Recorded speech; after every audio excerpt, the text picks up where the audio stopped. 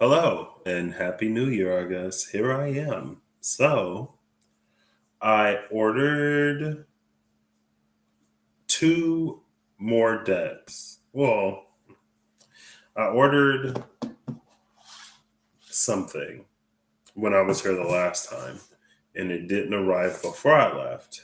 It arrived like literally the day that I left.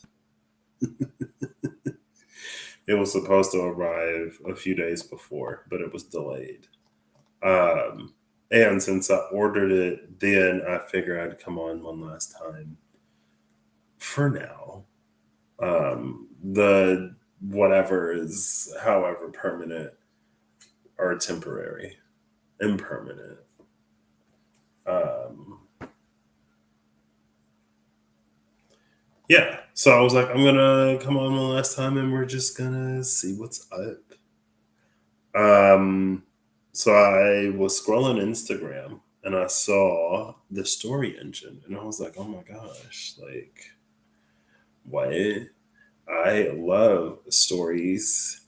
And so that's what I'm going to use. We're going to see what's up. There is no real plan besides kind of sort of create a story and a setting. If there's a moral to the story, cool. If not, cool. Um, and yeah, so I think without further ado, who is this? By Peter Tchaikovsky? Probably butchered that last man's name. I have the story engine and the deck of worlds. I've already opened up and shuffled the cards. Each one, they were like shrink wrapped. And yeah, we're just gonna see what's up.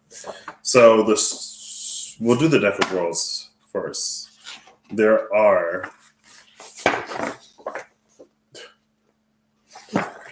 6 kinds of cards for the deck of worlds. You have regions, which establish a micro setting's main terrain type and act as a hub for arranging other cards. Landmarks add geographical sites and points of interest. Namesakes combine with regions or landmarks to create in-world nicknames. Origins record significant events of the area's past. Attributes highlight present day features of the area and its people, and then advents introduce events that may change the area's future. Each cue provides optional interpretation suggestions and smaller text. So we're going to get one of each of those, at least one. If this is, I'm going to go off of the story that's built. If it's like a spanning multiple places story, then there will be multiple places. Then on this side, there are 5 types of cards in the story engine deck. You have agents, who are characters that make choices in the story. Engines, which are motivations and relationships that drive the story. Anchors, that are objects, locations, and events of importance.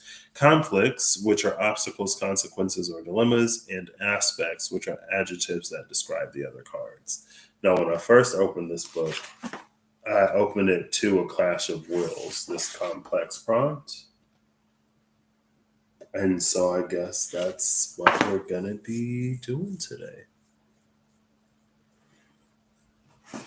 So, in a Clash of Wills, there are 2 characters, each with their own conflict and engine. And then I think a central anchor. Yeah, looks like a central anchor.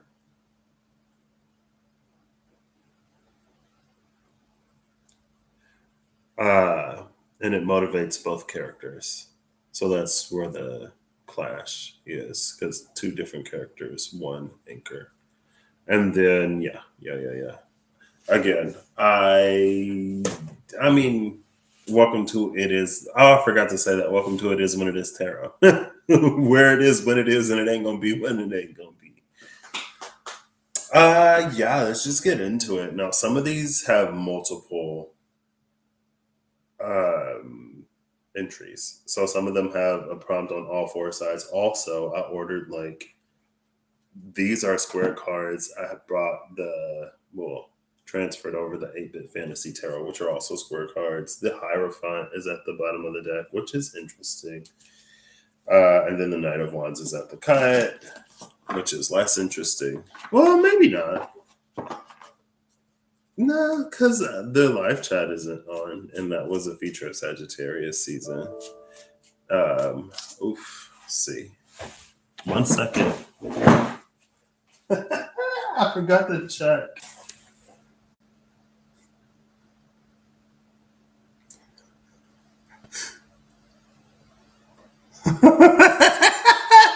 It died. It gave me the warning. I was like, oh my gosh, I'm so glad it gave me the warning. And then it died. By the time I turned on the outlet and came back, my screen was black. But apparently, you can reconnect a live stream now, question mark, and not have to like use a third party, whatever. It had a reconnect. Maybe the reconnect button was there before and I just never noticed it. But I was able to reconnect. Got to check. Yep. So it looks like I'm live. And I am. Cool.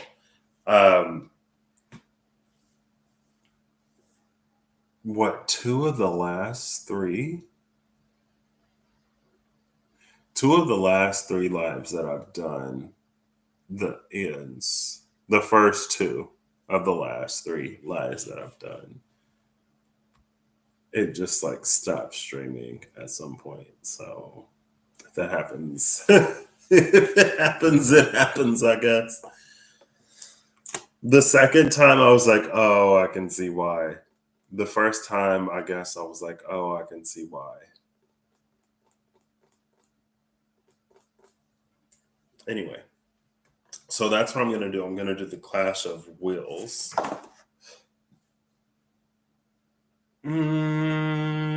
Yeah. Maybe I'll just like build a bunch of worlds or start writing short stories because I actually do love writing. I just like struggle with prompts. Sometimes the prompt is like too specific. Sometimes it's too broad. I need like that sweet spot that lets me be creative, but also like gives my brain like guardrails, like something to anchor to instead of just building, floating in imaginal space. Okay, so I've already, like I said, opened and shuffled these. I'm going to follow the order that they have here. So first we'll draw a character. I think these are the agent cards of the story engine. There's going to be 2 of them. And I think, yeah, there's 4. Oof. The first, we have a patient, a drunk, a gambler, and an addict.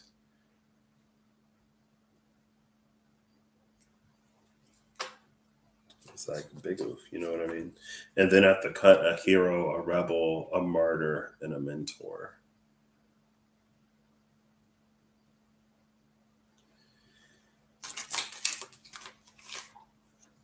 Now, how am I going to choose? I'm just going to like rotate it. And we're just going to go again.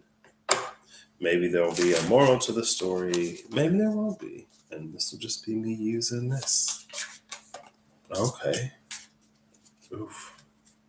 We got 2 characters actually. But since they both came out for the first one, maybe it'll be like 2 people or a collective of people or 2 aspects of the same person. Now, what came out facing me, is this 3? No, it's 2. Is a trailblazer, which is interesting. A trailblazer, a tourist, an explorer, a diplomat.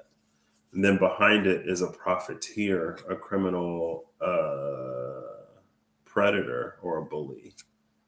A trailblazer and profiteer. She's giving entrepreneur. There you go. She puts the oor in manure. And then she thought I was going to say entrepreneur. Sorry. I think a profiteer, I'm just Googling it, is like a money making person. Profiteer, make or seek to make an excessive or unfair profit, especially illegally or in a black market. A person who profiteers. A profiteer is a person who profiteers. Thank you. Thank you for that. To make or seek an excessive profit. It says especially illegally.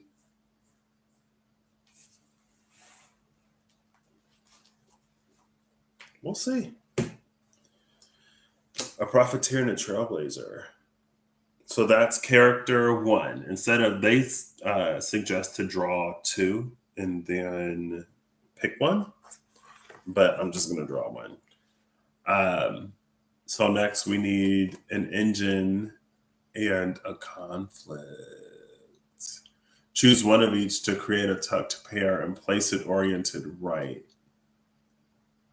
Oh, that's a tucked pair. I was like, do they have things on the signs? I don't get it. Cool. I had a dream last night. It was so strange. I had a strange dream last night. Not strange in a necessarily bad way. Just strange in a strange way. All right. I'm going to give it two more. And then I'll just pick the top one. And I'm going to put it, just flip it. Wants to heal or fix. So we have a trailblazing profiteer that wants to heal or fix, but then I have to tuck one of these.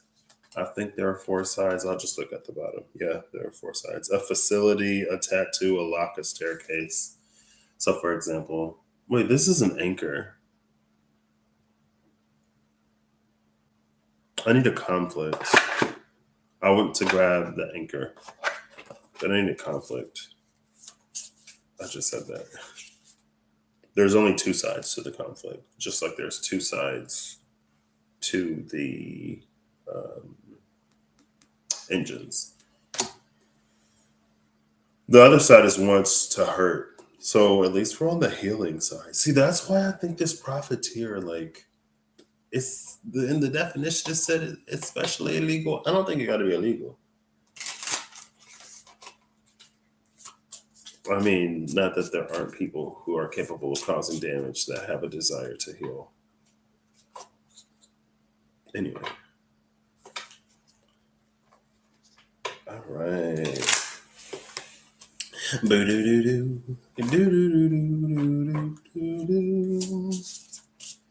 give it 3, 2, 1, and cut it. I'll pull this one, and I'm going to tuck it like that. I put it face up. You can't tuck it. But the blame will fall on their closest friend. The other side is, but it will mean letting their greatest rival get ahead. Ooh, that seems like the bigger conflict to the profiteer. A trailblazing profiteer who wants to heal or fix something. But if they do, it'll mean that their greatest rival will get ahead. That, I feel like that's low key, and I feel like she came out recently. That's not the side that came out, so I'm not going to take it. But that is the energy, very reminiscent of the energy of the Divine Temptress. And I feel like the Ebony Shield was coming out a lot, fairly frequently. So We are dual aspected, dual natured, multi aspected beings. We have good sides and we have not so great sides.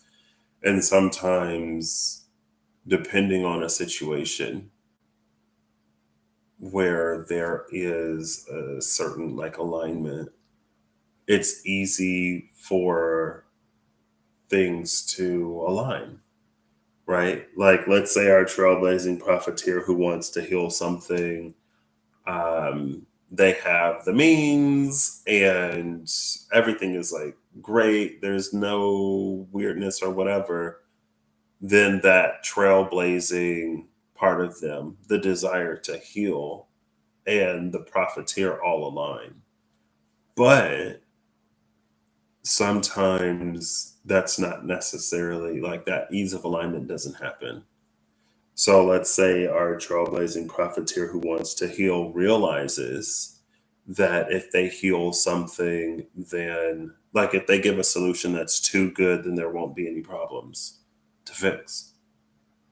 And so if the profiteer plans to profit off of healing, then they may have to reduce the efficacy of the medicine that they produce or whatever their modality of healing is, or they'll have to introduce new illnesses or maladies to heal. So there it's like the part of them that desires to heal competes with the part that really wants to turn a huge profit. So what the ebony shield will do is maybe she'll offer something that's more lucrative or some other way to get the money. Now, it's the point of view that I've always taken was if the trailblazing profiteer cares more about money than actually healing people, let them have the money so that those who are in charge of healing actually do the job of healing people. You know what I mean? And so that's what she'll do. The divine temptress will offer the money to tempt the profiteer away from whatever has the capacity to heal, because it's almost like if the trailblazing profiteer takes the money, then greed will have eventually caused them to misuse whatever that healing, whatever was in the first place. And then it's almost like not necessarily that it would be worse. Um, it's not that it would necessarily be worse. What was I saying? I forget what I was saying, but the point is, what the point was. I already made the point. That's what the ebony shield does. The divine temptress. That's what she does. I guess. Yeah. I was actually playing a game. I'm playing a game, and in the game, you get to inquire about all kinds of stuff about people. You find out stuff that I'm like, oh my gosh, this game is wild. Whoever made this game, some of this stuff was not necessary. But there is an apothecary somewhere who is working on like a medicine or something. I'm pretty sure it was in that game. And it was like, I feel like it wasn't, but I feel like it had to be that game. Regardless, there was somebody somewhere who it was like almost literally this. What happened was it was an apothecary who was also a scholar, and they were really good at finding medicines for illnesses, but they were so good that it was like the people were doing too well. And so there wasn't anyone left to like experiment on or anything else left to almost discover.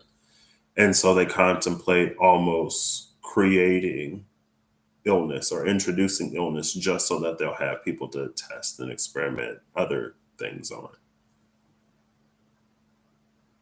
Right. And so, too, like, we haven't even gotten to the anchor. This is just like the stuff off of one person. Off the path that we're not even taking, by the way, because we're going this way and not that way. But just like reading it brought back that ebony shield, divine temptress energy. Where the desire to heal, it's like, well, if everyone's healthy, no one needs medicine. And if no one needs medicine, then the people who make medicine aren't making money. And if I'm a profiteer that wants to make an obscene amount of money, then maybe it would be in my best interest to not heal as well as I could, to have repeat customers. And again, so that's like, well, I guess we aren't necessarily privy and keen to the entirety of things, to know, right? Like, oh, that person took the money. And again, like, the thing with the divine temptress is like, it's a good thing. And it's not necessarily to like shame or whatever. It's like, if this is what you desire, then again, it's just that, like, if you care more about money than people, then somebody somewhere would rather have you have the money so that if they need a healer or one of their loved ones need a healer, then the healer that they get will actually care about them. So it's a win for everybody. Like, the person who wants the money gets the money, the person who wants to heal gets to heal, and the person who needs a healer gets a healer that wants to heal them. Anyway, okay. So they want to heal or fix something, but the blame will fall on their closest friend. The blame for what? Who knows? Next step is draw a character and an anchor.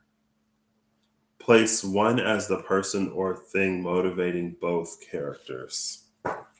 So we'll have an agent. Again, I think these are, I could like hit them with one of them just to like get all four sides, you know what I mean? All right, we'll do one of these. I'll take this one and I'll put it this way. Arrival. And I was like, this is the card that this is the side that we're not gonna choose. It will mean letting their greatest rival get ahead. Now, is this the card saying, girl, go with the rival? You already talked about the rival situation. It fits because the rival is right here. Also, we have a vigilante, a ghost, and an avenger. Tony Stark is in the building. And then what's the anchor? Do anchors? Yeah, anchors also have 4. A facility, a staircase, a tattoo, and a lock. I think that's the one that I showed before. A rival facility, a rival what?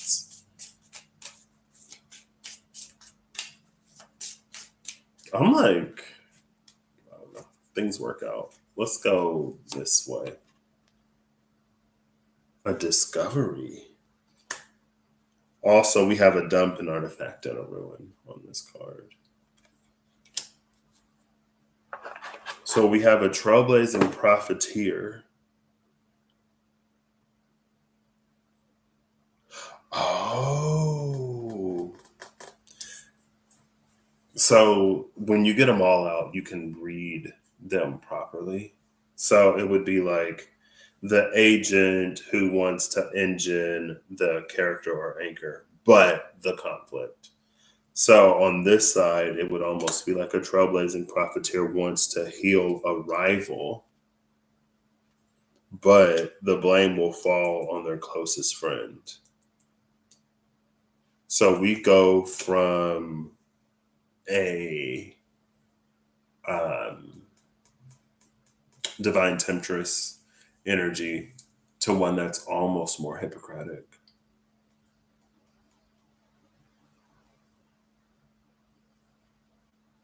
this trailblazing profiteer, it's almost like because of who the trailblazing profiteer is,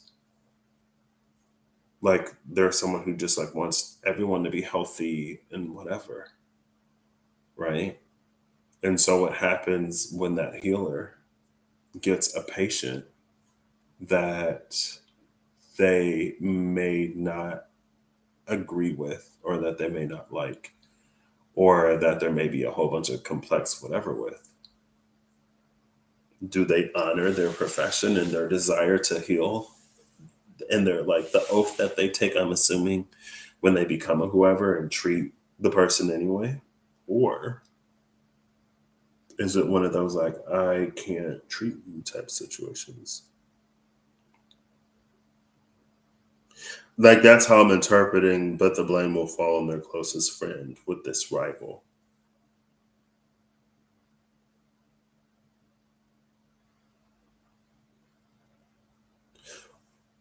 Without going too far into the weeds.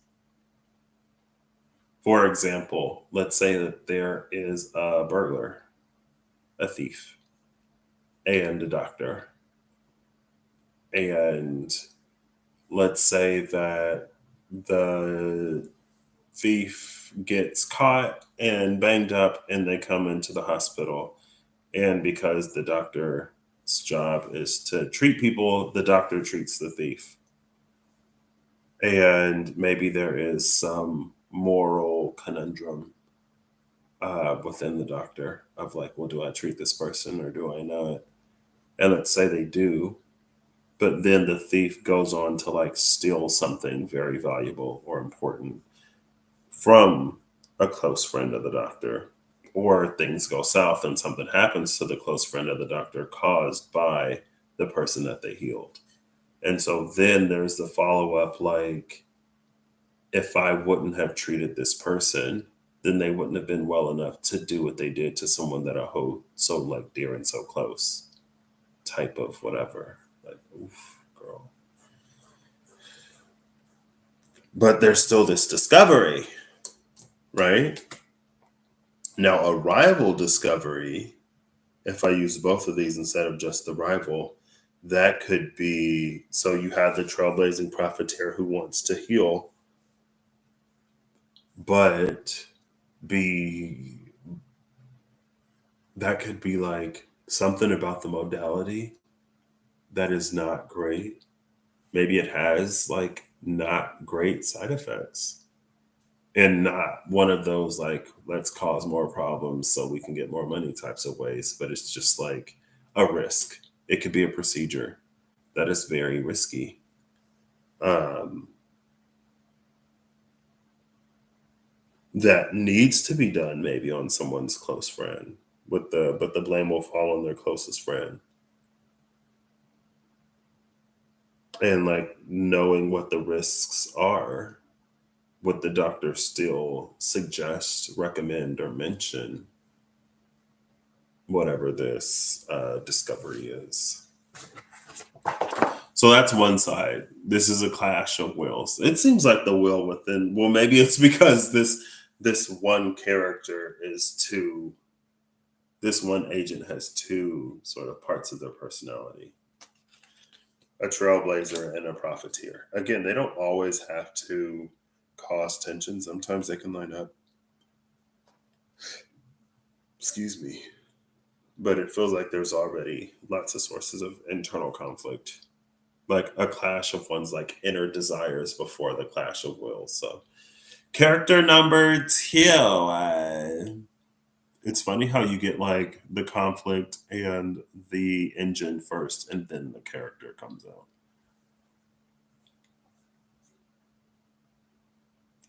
And then we'll draw four aspects. Maybe we'll draw like two or three. Okay, so we'll start with the conflict on the other side of this clash of wills. Ooh. But they must let go of an old grudge.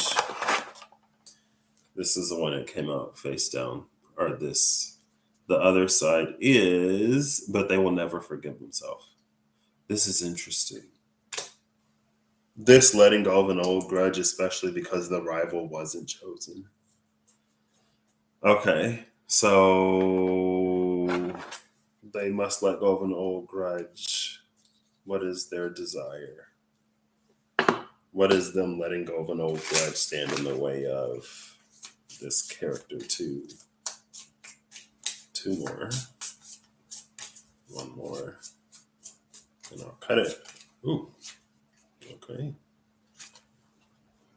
Wants to improve the reputation of. On the other side is wants to save a loved one with. Ooh, there's a lot of like wanting to save a loved one, wanting to heal or fix.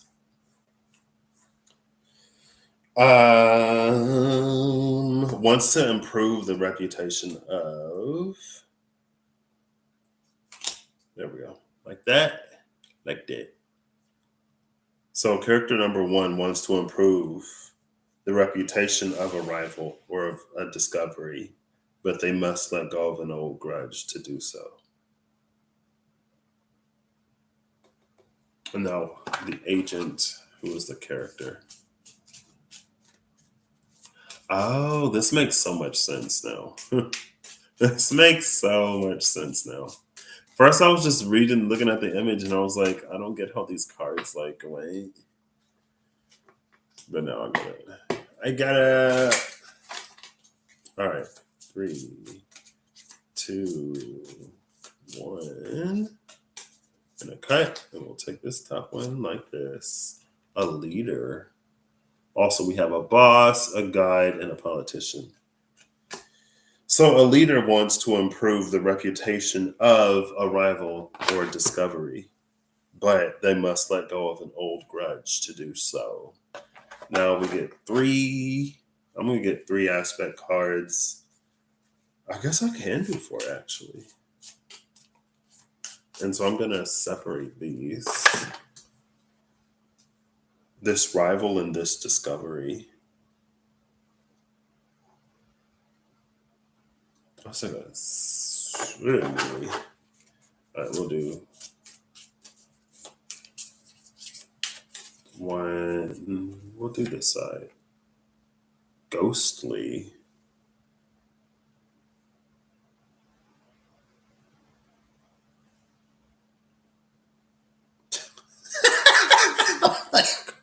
Okay, where do I put this?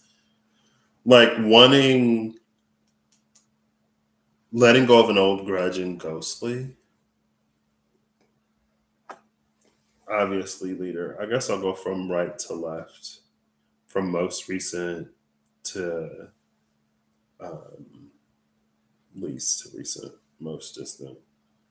A ghostly leader wants to improve the reputation of a vast discovery.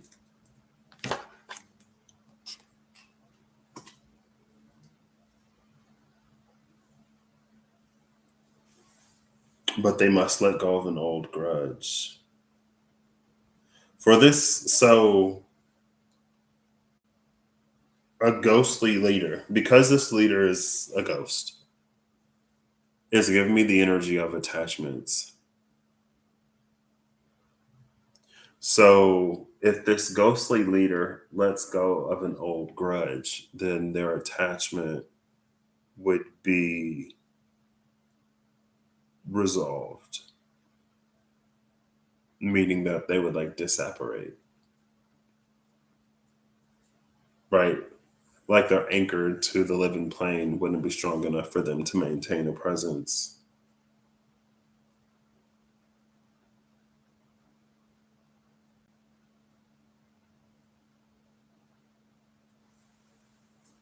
Okay. And then this trailblazing, I guess I'm gonna keep going.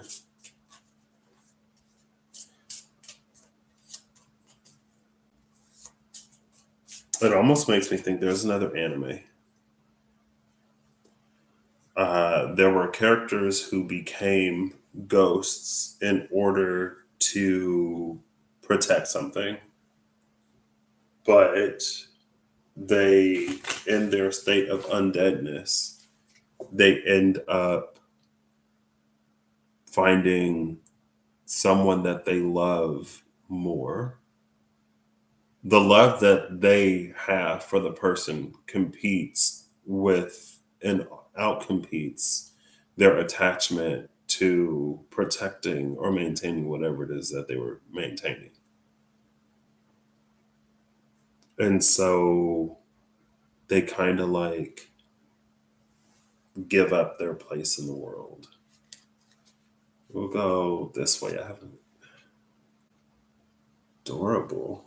Adorable rival. Adorable, famous, swift, controversial.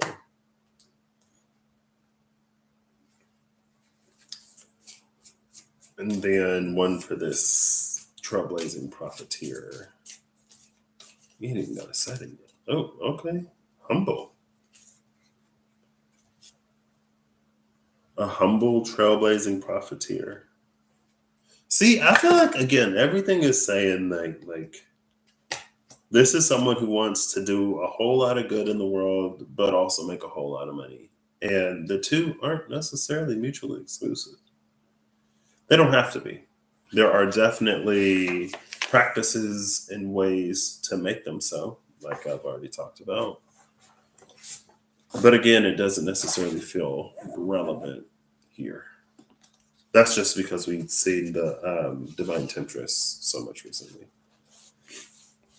So, a humble trailblazing profiteer wants to heal a rival, but the blame will fall on their closest friend.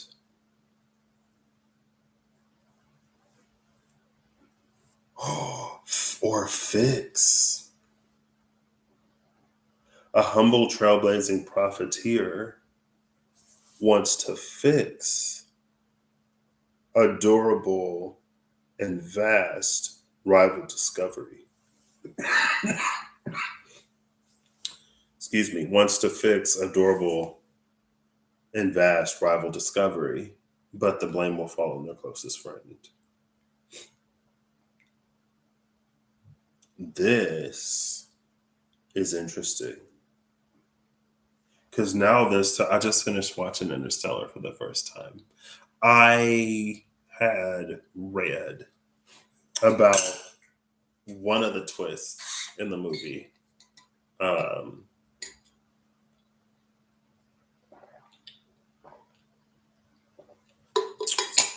Because I would say that from what I remember, there are like three kind of like major twists, and I knew about two of them.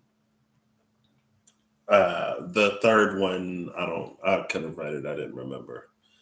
Um, but it's kind of irrelevant. It's irrelevant in a way that's really sad. I guess, I don't know. Something that has been restated, I guess, or mentioned, or a synchronicity that I feel like I've been having, especially for the past 24 hours, is how it's kind of related to, like, I guess, how things come to be. Like, there are certain things that must happen in order for other things to happen. Kind of like everything happens for a reason. So, my friend was telling me that he was going on a family trip, and because of a mistake, they ended up missing a flight and they had a long delay somewhere else. And while they were somewhere else, they discovered something significant. Excuse me, that was very poignant and very appropriate and very timely. But if they hadn't been delayed, they wouldn't have encountered it. And the everything happens for a reasonness of it. And even with the movie Interstellar, it's like with one of the twists that's a lie, There are so many, and they even say it like towards the end of the movie, where the guy is like, "We're not here to change the past. Like they didn't bring us here to change the past." So it's not. It wasn't about like going back in time and undoing something that unravels an entire timeline and then creates a new alternate version of history where things were right because they never went wrong. And so in that way, it's like if because I was gonna say I feel like if the characters would have truly collaborated, maybe they would have found a viable solution. But if they had, then it's like everything, like things had to happen the way that they happened. Anyway, where am I going with that? Maybe it's this rival discovery. Well, it was kind of that. So this humble trailblazing profiteer that wants to fix durable and vast rival discovery. Durable and vast to this rival discovery. It's the vastness is something that is like far reaching, and the durability of it is how widely accepted it is. It's like it's wide in its applications and implications, and then, but it's also like widely accepted too. Now, maybe their closest friend believes something different. Maybe their closest friend is the one that is, maybe their closest friend is also a trailblazing profiteer that wants to heal, but has realized that if you want to heal, sometimes you got to create a few injuries. If you want to profit while you're healing, sometimes you got to create a few injuries. And maybe at some point, this it could be like even within a company, right? Like let's say that it's a company. Hopefully, it's an LLC, limited liability, or an LLP, a limited liability partnership, a limited liability company. Just the liabilities are limited because it's like if there's two people, it's an energy where one of them intentionally does shady stuff in order to profit, and the other one, the humble one, I'm also reading humble is honest. The honest one wouldn't do that just to turn a profit. And maybe they believe the same. Is that a person? No, it's not a person. Is it? No, it can't be. I'm watching this crane descend and I'm like, is that a person on top of this thing? That is wild. Um, it's like, well, maybe they assume that the other person is the same way. And so they're like, they really believe in what they're doing, but one day the truth is revealed. And then it's this internal conflict of like, okay, well, the product, it is helping some people with this, or it like there is some good, or like, what does it mean for me if I come out and say whatever because I'm also involved? My name is also on this. Do I stay silent? Do I not? It could be that type of situation, which is why you would want like limited liability. Um, because if not, then everyone is like equally responsible, regardless of how knowledgeable, involved, or aware they are.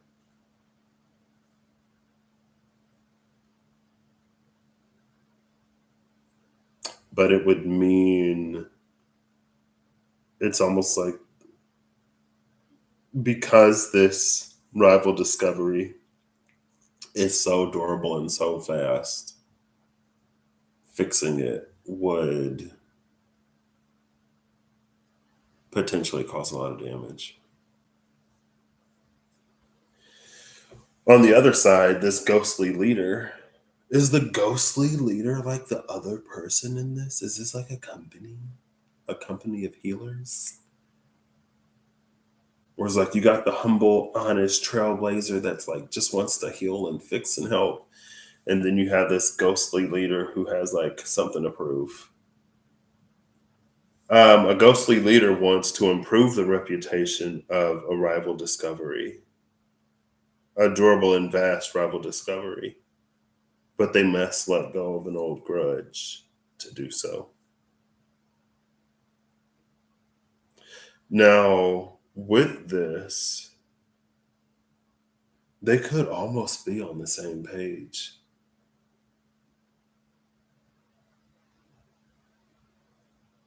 Because if this ghostly leader wants to improve the reputation in a way of like bringing out the truth, in a way that's similar to the fixing that the humble trailblazing profiteer wants to do, um, then it's like they want the same thing. But the ghostly leader must let go of an old grudge. And again, it was like for a ghost to let go of a grudge is to give away its attachment, right?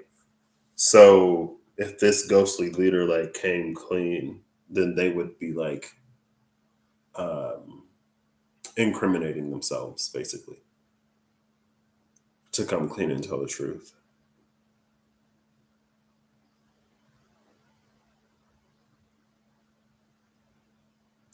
So in this company of healers, there's the one, again, they were both trailblazing profiteers. One of them was more humble, honest, trusting. The other one was more interested in the profit. He was like, I'm a profiteer first, a trailblazing healer fixer second. So if I ain't making money, then this ain't making sense.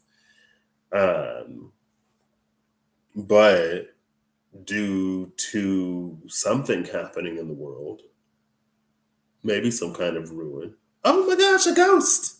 A ghost! You see that? A ghost on the other side of arrival. We have the ghostly leader. Because I was just like looking at the top ones.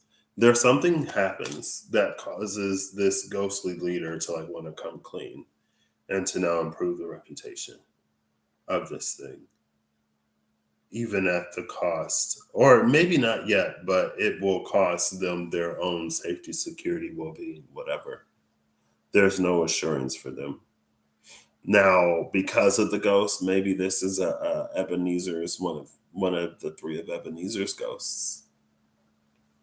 Maybe the ghostly leader saw the ghost of Christmas future and was like, "Whoa, if I don't want that future, if I don't want that potential future to be reality, then even if it costs me, I might have to get something up." Wow. So, what is the setting for this? That's the Clash of Wheels. Now, to create a simple micro setting, first we will draw a region.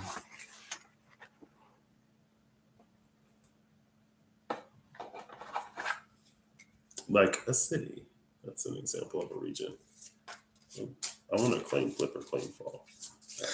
Excuse me, because these are only like, okay, we'll do 3, 2, 1. I changed my mind. I have patience. We have a marsh. Interesting. The delta at the bottom. Delta, marsh is giving me like swamp. Delta is giving me like Egypt. Like a fertile delta. So maybe it was, this marsh was a fertile delta at some point before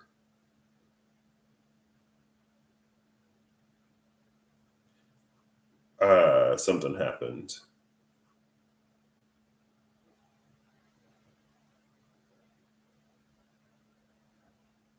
I think that's the thing too. We can make a lot of choices and decisions. We can know the cost of a choice or decision, but fail to see the reality of it until we experience it, if that makes sense.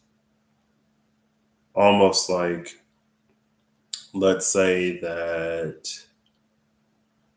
I'm trying to find a metaphor.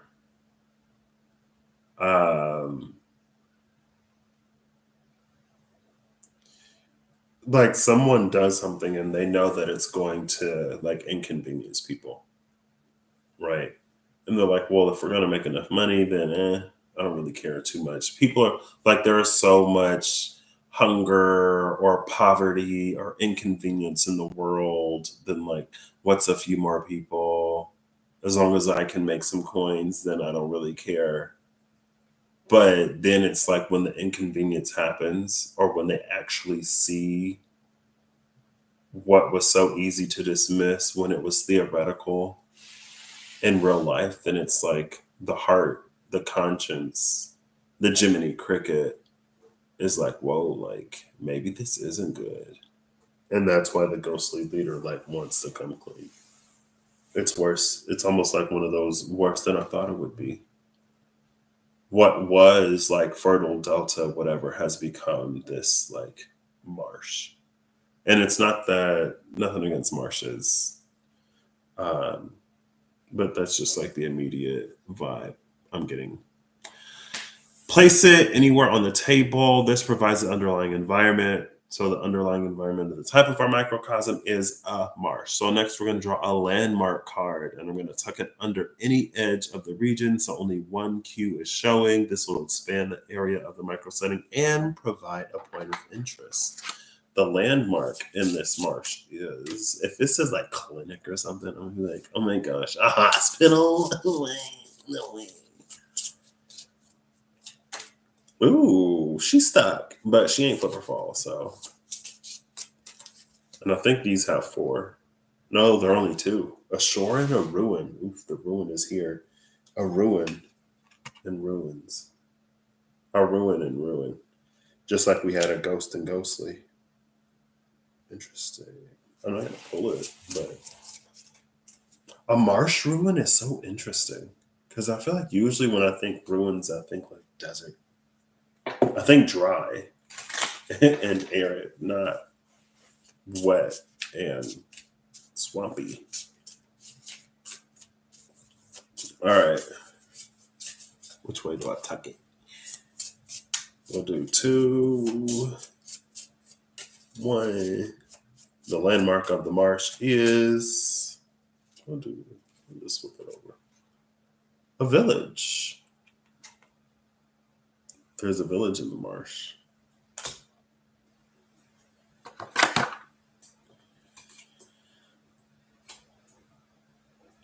Okay. Next, I'm going to draw a namesake and tuck it under the region or the landmark. So only one cue is showing.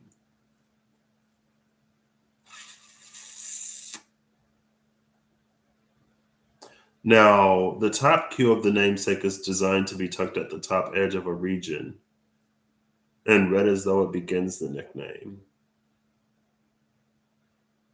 And then the 3 lower cues can be for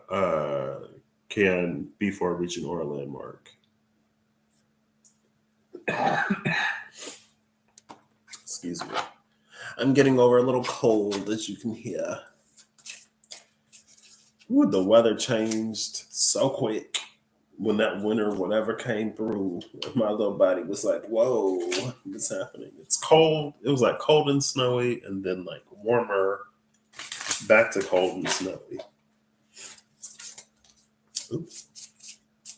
All right, 3, 2, 1. Okay, I'll take the top one. Masterless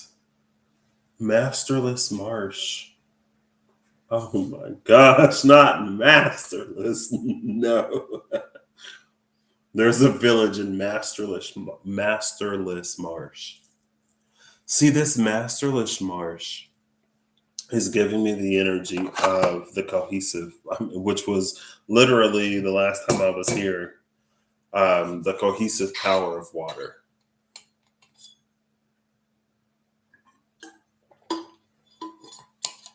And also, like this ghostly leader wanting to improve the reputation of something, but it requiring a letting go of what serves effectively as their attachment. It's also interesting.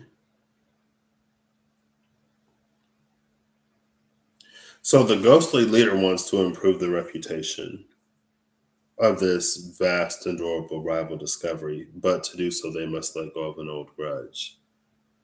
The setting is masterless Marsh. It's interesting because of the humble trailblazing profiteer that wants to heal and fix this, but the blame will fall on their closest friend. So they are actually friends. Again, same energy. It's interesting though that it's happening in Masterless Marsh because like healers, star seeds, light workers, they are the like pre-ascended masters, reincarnated ascended masters. They work with ascended masters. It's like those of love and light, children of God in a godless world type of thing. You know what I mean?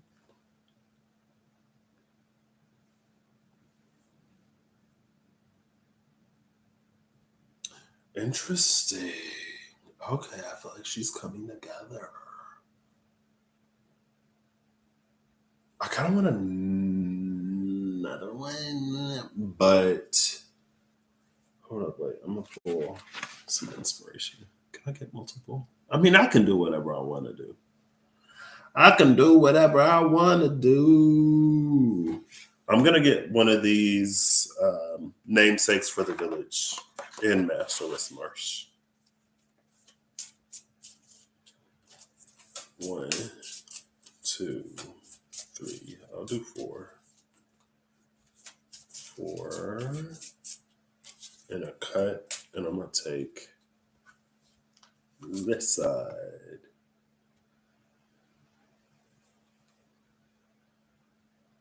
I think no, maybe I didn't. No, I didn't. Because this would be roaming. That knows. Oh, a village that knows? So there's a village that knows in Masterless Marsh. This is how you like stack them.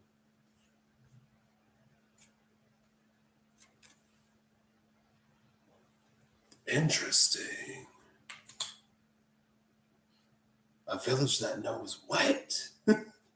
I'm like, is it because the village knows that the ghostly leader is like, okay, well, if I come clean, I can do some damage control before it gets all the way out of hand. You know what I mean?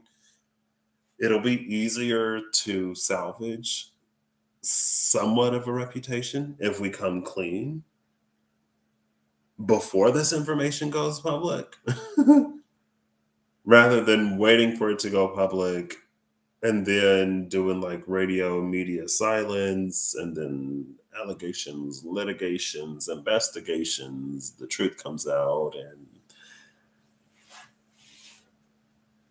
because again, it feels like something had to happen for this ghostly leader to want to all of a sudden change or improve the reputation of something at the cost of its attachment. A ghost letting go of a grudge. Maybe ghost, she's like, it's time to move on. It's time to move on. The village that knows. Oof. So next we draw an origin card and tuck it under any edge of the region or landmark so that only one cue is showing. So are we interested in the origin of the village? Excuse me, interested in the origin of the village that knows? Or are we more interested in the origin of Masterless Marsh? I'm interested in both because now I'm like curious. But if I have to pick one, and I am picking one, and I'm not gonna ask Bixby to pick for me, we're gonna look at the origin of masterless Marsh. What is the origin of masterless Marsh? Ooh, that made noise, but it did not come out. It's 4 of them. So I'm gonna give this one a little twisty twist too.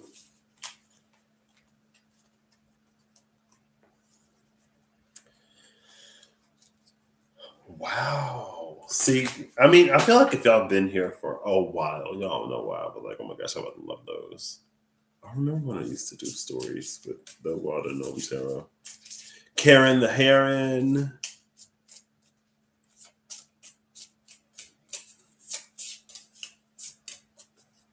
All right. 3, 2, 1. And cut. And I'm going to take this side.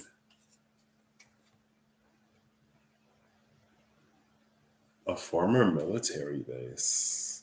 The other sides are origin of a popular style of music, shaped by agricultural development, and site of a historic reconciliation.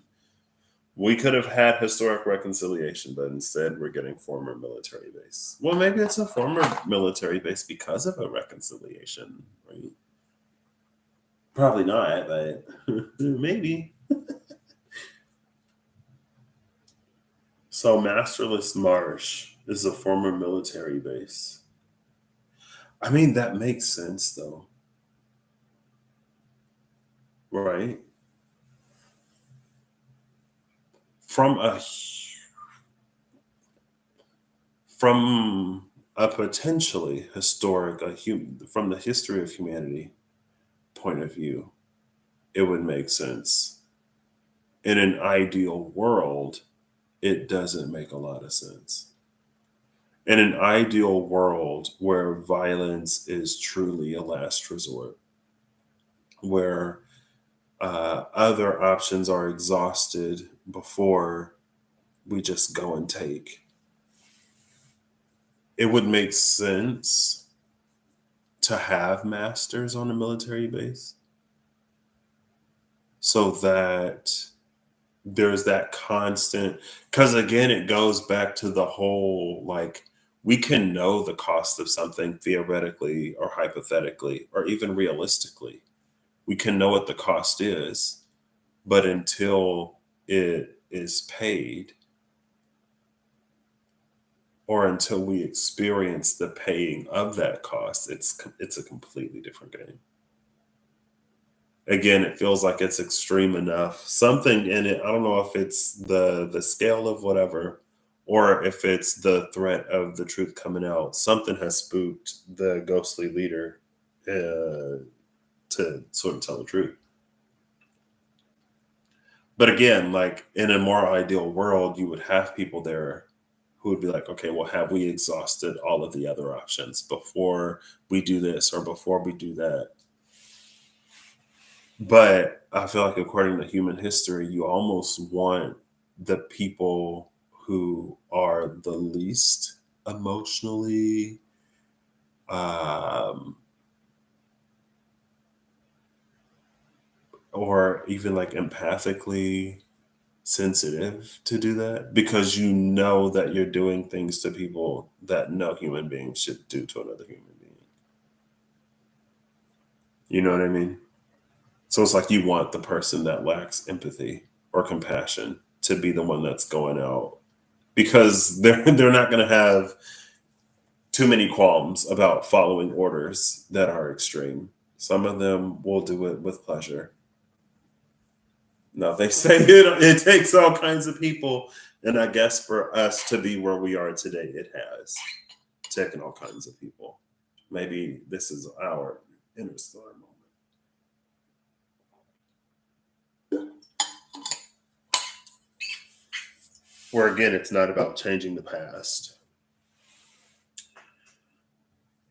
Masterless Marsh is a former military base. It could have also been, it's almost giving if the world was divided between the, like this marsh, again, when it was a delta, when it was the thriving delta, there were plenty of masters here. It was located in the kingdom of masters, and maybe the abundance, the prosperity, the fecundity, and what's that word? Is it virility and viridity? Virility. Viril. Not K. Virility, the quality of having strength, energy, and a strong sex drive, manliness. Okay, maybe not that one. That's in a man. What about virility? Like, no, just like in general. You know what I mean? Muliebrity is the virility for women. Probably didn't put it. Viridity. Something like verdant. Viridity. Girl.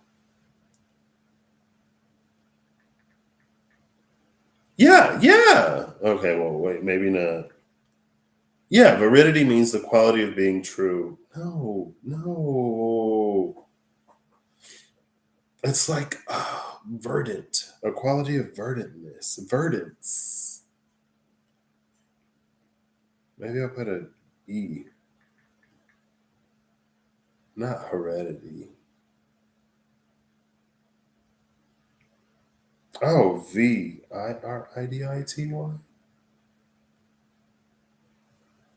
Viridity is a noun that means the state of being green, the color of grass, or naive innocence. It can also be figurative. Okay, viridity with the I instead of an E. Um, Maybe it was indeed for its greenness and its lushness. And so, but it's almost like because it doesn't feel like this marsh, this delta is the entirety of a kingdom, but it was like an entry. It was a port. It was a at the boundary. And so it's like as envy led some to conquer or expand, one of the first places that was taken was this delta. And all the masters, of course, all the masters in the delta were killed. Anything and everything that is responsible for maintaining the viridity and abundance and freshness.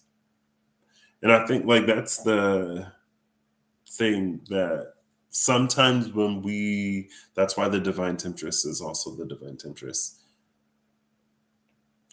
It's almost like when a show is like really popular and it gets picked up by a network. A script is really popular, like fan fiction or something independently submitted is really popular. And a large studio wants to get in on the money. And so they're like, hey, like we're interested in buying this or whatever. But here's like, but we know the business, we know what people like. So here's some changes that we want to make. And they strip the thing of everything that made people love it in order to make it like as profitable, marketable success as it can be. But it's like there's a disconnect in terms of like the reason why this is so massively popular, the reason why people love this, you're taking away. So if you take out all of the things that made this successful because you want to cash in on the success of it, don't you realize that like nobody's going to want it? Because the things that made it successful, you have effectively removed from the situation.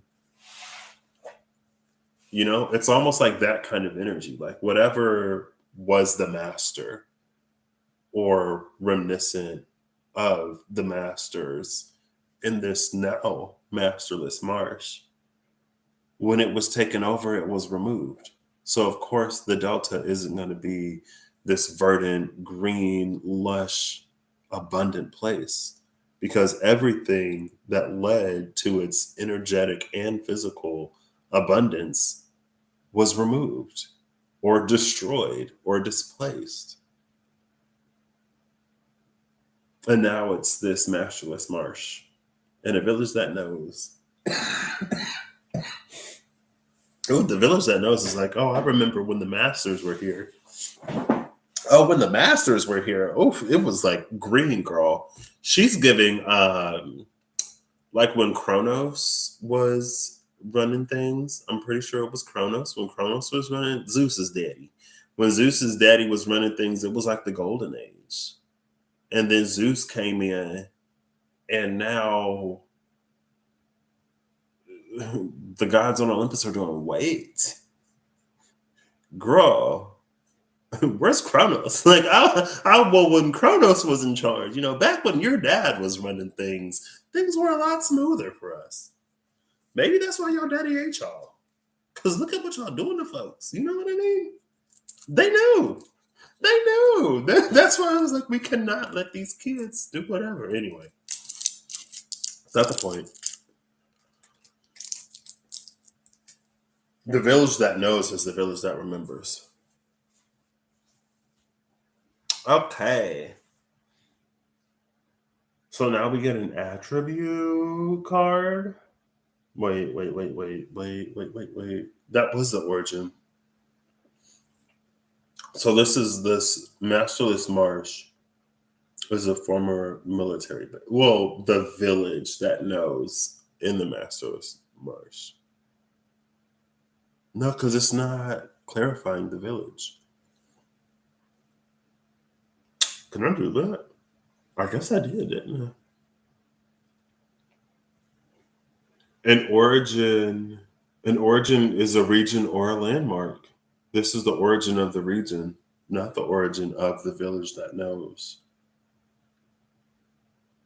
So Masterless Marsh is a former military base. Because of the energy of ruin here, I almost wonder if this discovery isn't related to when this was a delta.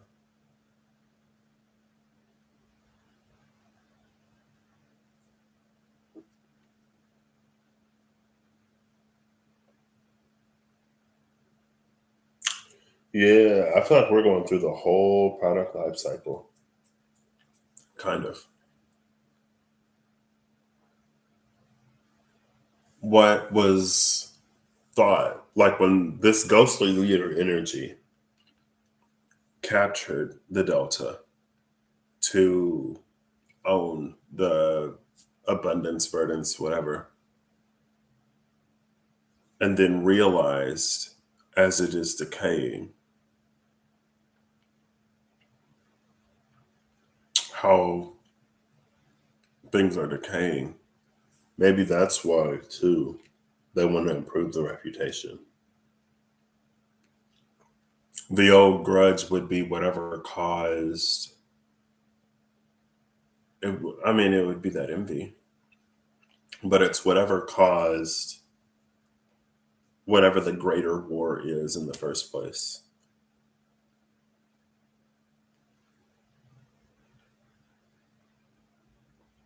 Imagine, I guess, that all of Earth was Eden.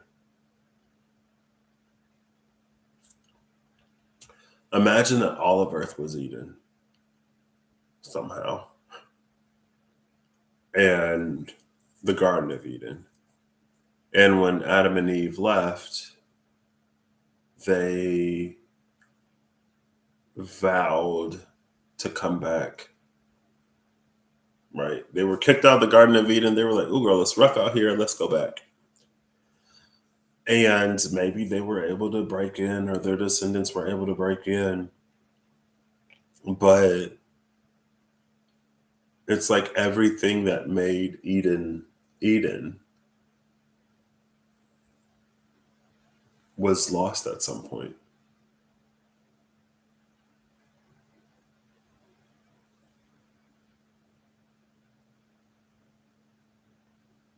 It's almost like a world of magic, but where the magic has run dry. And where, not where science has grown in its place. Because it's not necessarily that. Um, but I don't know. It's like the magic isn't real magic, or it's like fragments of like a shell of what it was. Okay. Now we draw one attribute and we can tuck it under a region or a landmark. The attribute provides a present day detail about the area or its people. So that was in the past. In the past, it was a military base. These also have four, so I'm gonna give it another little twist so I can get all four sides mixed in here.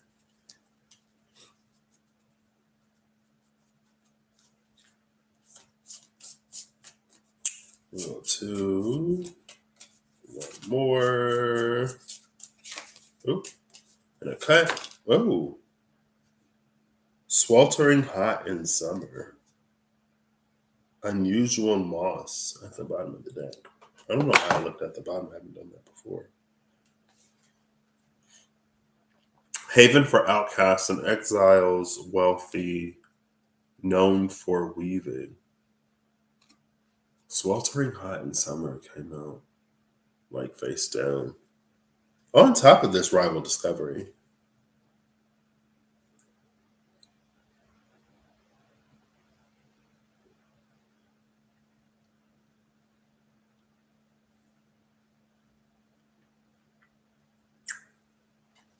Okay.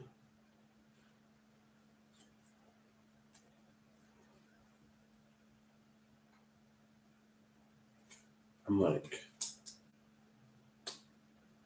a former military base that's sweltering hot in summer. Was it always hot? Can marshes be hot? Oof. Well, maybe that it just gives more of an energy of humidity.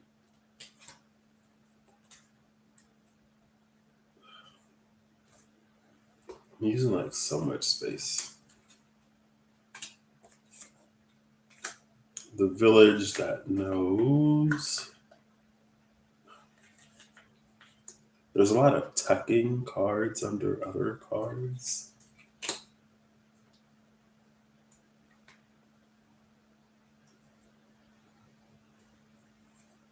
There we go. Okay. So Masterless Marsh at present is sweltering hot in summer.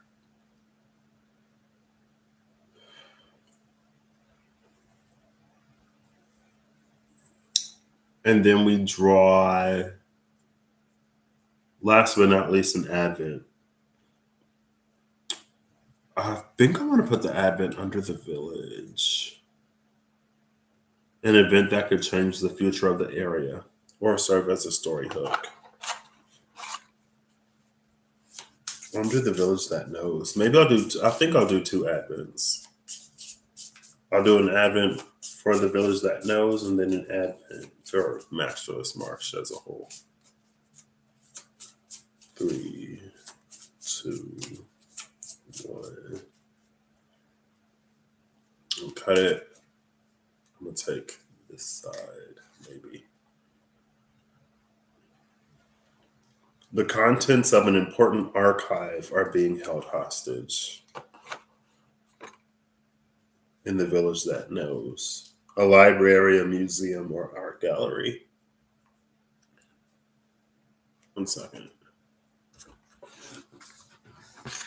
I'm gonna have to like expelliarmus some mucus. I don't even I don't even think that's the I don't know.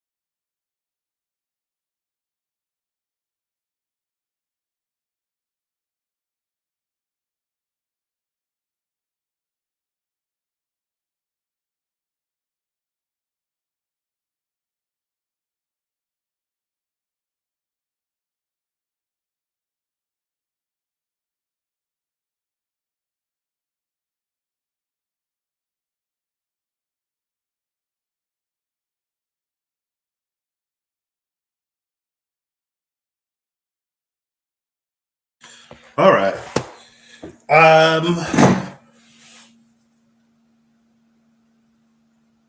Stars are disappearing from the night skies on the other side due to pollution and optical illusion or something supernatural. The contents of an important archive are being held hostage. I think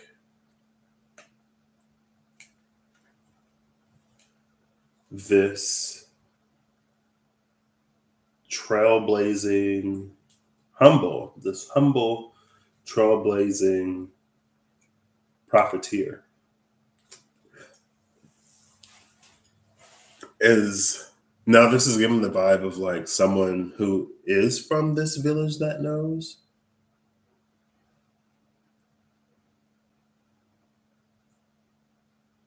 who wants to disseminate some information that's being held. The contents of an important archive are being held hostage. That's the It says the blame will fall on their closest friend. I guess the blame would fall on their closest friend.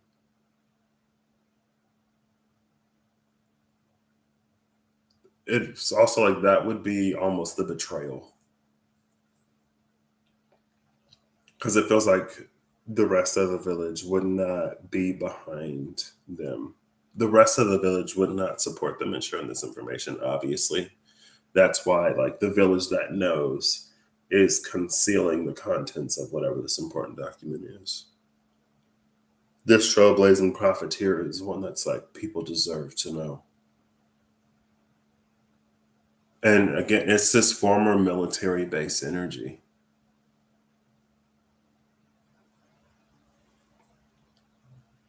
And then you have the ghostly leader who's gained a conscience.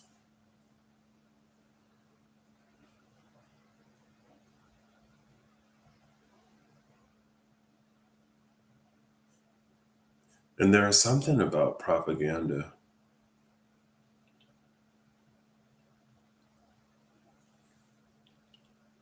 letting go of the old grudge, improving this reputation. Again, the ghostly leader that sacrifices their own standing. It's like they would have to tell the truth where the story isn't necessarily as people think. But again, that's this durable and vast rival discovery. It's vast because of how many different things are built upon some truth. And it's durable because of like how many people believe it and how long it's been believed and how it is believed to be true.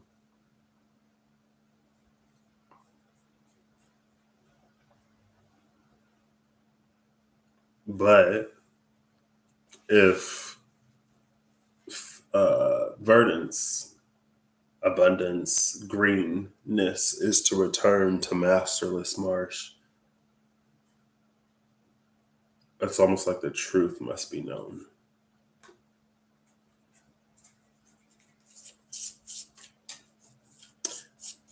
Yeah. All right. So that's the advent of the village that knows. The contents of an important archive are being held hostage. Oh. The death of a cultural icon is troubling the population. And a populist leader is gaining power through dangerous rhetoric. Both of them fell out. It's interesting because we have this ghostly leader. So both of these advents are for the other side is tourism is damaging the ecosystem. Mysterious sounds are being heard at night. Mysterious sounds being heard at night. Stars vanishing from the sky. Something's eating them. A populist leader is gaining power through dangerous rhetoric. And the death of a cultural icon is troubling the population. These are advents for/of masterless Marsh. And the village that knows is just sitting on a secret. Is that the way it goes? Okay. Well, as you can see, this isn't a review by any means of this, but I mean, I love it as much as I knew I would love it. But I was like, you know, and like there are so many more cards. Like it's interesting because again, so that's the micro setting done. The micro setting is the larger part of the micro setting. I guess you could say the micro setting is the village that knows within Masterless Marsh. Masterless Marsh is a former military base with sweltering summers where the death of a cultural icon and the rise of a populist leader who's gaining power through dangerous rhetoric um,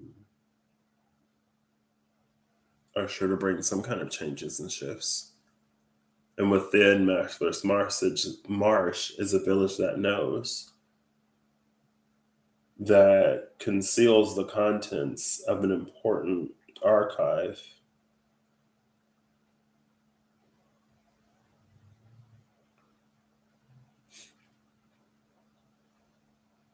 I don't think I'm finished mentioning it, but when it said a library or an art gallery as the setting, a suggested setting for the contents of an important archive or being held hostage, um, that's giving the energy of the desert library, the art gallery library that came out in the desert. I guess the desert is Masterless Marsh, which is like I did mention. I was like, usually when I think like ruins, I think like desert. I don't think marsh, like dry and arid, not like wet and swampy. But that came out here last time with the Places Oracle cards that I did not bring. Um, there was the one who had taken that pentacle, the Page of Pentacles. Excuse me. I haven't been talking much in the past few days, so I'm starting to my throat is getting dried out and everything. Um, the Page of Pentacles that had taken that pinnacle to the desert that wasn't energized with the Knight of Coins was bringing the energized pinnacle, the one that was going to find that art gallery. It's very similar. That library art gallery being the village that knows within that desert, or that library art gallery within the desert is similar to the village that knows within Masterless Marsh.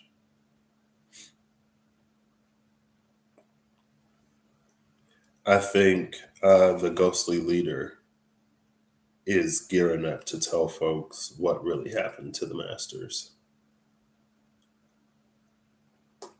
And it's not a story that I think the people are going to like within this fictional world.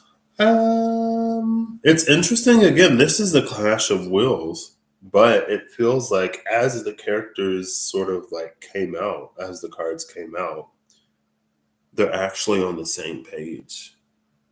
The two characters don't clash with each other. They clash within themselves as they attempt to work together to right some kind of wrong or to bring the truth of, oh my gosh, the Page of Pentacles is at the bottom of the deck. The one who went to the desert and was like, I have the pinnacle, where is the library? Oh, wow, cool. Yeah, I think the humble profiteering trailblazer, the humble profiteer trailblazer, and the ghostly leader are on the same page. All the clashing and conflicting is within themselves and their peoples.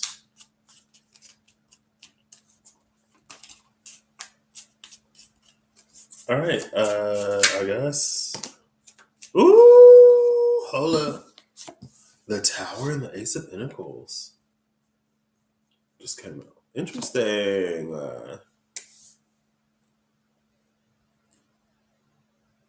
This Ace of Pentacles is interesting. It reads like, so in the story, the Page of Pentacles takes that uncharged pinnacle, or at least last time, the pinnacle was uncharged, so like nothing happens. It feels like whatever this tower energy is, it actually activates the pentacle. So that when the Page of Coins makes it to, it's almost like the village, and the village that knows and masterless Marsh is protected by a bubble that keeps it from being like perceived or whatever. The pinnacle is the key to the barrier. When the pinnacle is charged, someone can like pierce through the veil, basically, or see through the veil. I'm like, oh, that's the village. That's where the library, Desert Archive Art Gallery is. Again, so something happens with this tower and it activates the pinnacle so that the Page will actually find this village that knows. 6 of Wands at the bottom of the deck. 6 of Wands, it's not just that the tower happens, it's that the tower is overcome in some way. Strength. Ooh. Okay. It didn't flip, it just like made a bunch of noise. Clean flipper, clean fall. I think that's it. Oop. Okay. 10 of Swords at the bottom. Or 10 of Swords flipped over. The Page, not the Page, sorry. The Knight of Pentacles and the 6 of Pentacles fell out. The Knight of Pentacles is the one that had the charged pinnacle. So again, sort of like clarifying that whole, whatever the 6 of Wands in relationship with this tower is, overcoming some kind of tower activates the pentacle.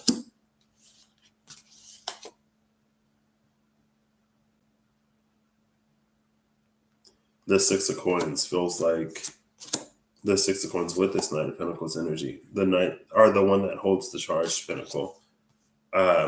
This is like access is being given, access is being granted. Because the 10 of Swords is here, it does feel like it's a truth that is going to be very, very, very hard to accept or bear. Again, it's because of the vast and durable nature of this rival discovery.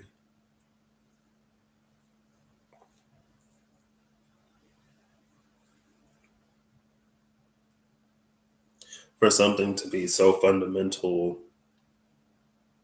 to the structures of so many things in our lives and to be so widely accepted. I mean, I guess it's no wonder the tower is here.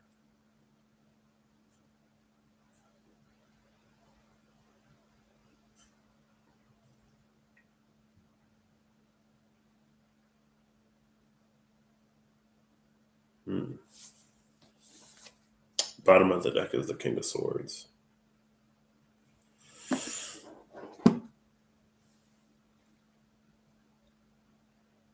Ten of Swords, King of Swords. The King of Swords could be this ghostly leader. Oh, snap. Hold up. Or not. There's the Empress under the King of Swords. The death of a cultural icon is troubling the population with the Ten of Swords. A populist leader is gaining power through dangerous rhetoric. Rhetoric being spoken word, communication being the sword. I didn't even catch that at first glance, that this is like the tarot sort of equivalent to those two things. These two advents of Masterless Marsh. That's the thing about like dangerous rhetoric, especially manifesting as the King of Swords, because it can seem to make so much logical sense.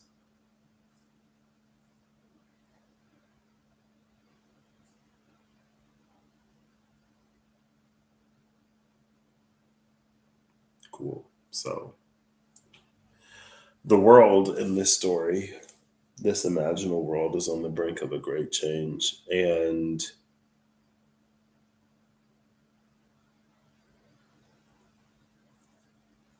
um, I mean, I guess it's meant to help you create stories or campaigns and adventures, not to also creatively conclude them, because it feels like it's just open. The truth feels like dangerous here because, again, it's a truth. It feels like a truth that no one would want to hear. Feels like a truth that would be very difficult to accept, because not only would it cause someone to question themselves, but like to question almost like everyone and everything.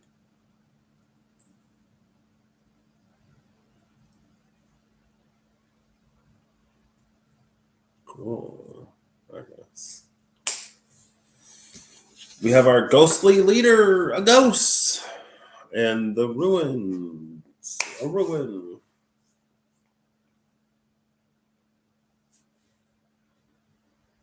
But, good luck to the humble, trailblazing profiteer that wants to heal and fix things. And this ghostly leader who wants to improve the reputation of something, even at the cost of letting go of their attachments and what anchors them to the world.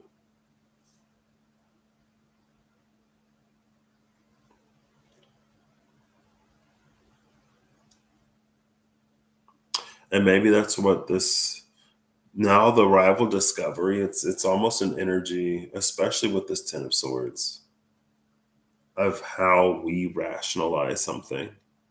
Because like there's the truth that is potentially very hard to accept or acknowledge.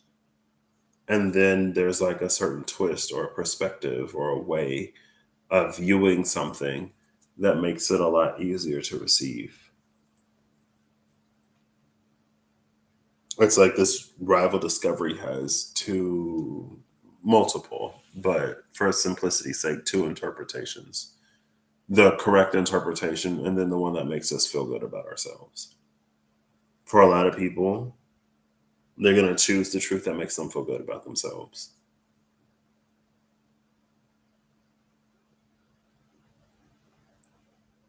And masterless Marsh will continue to be masterless. For the village that knows, again, it feels like I can't. The more I think about it, the more I can kind of sort of think of some shows and stuff.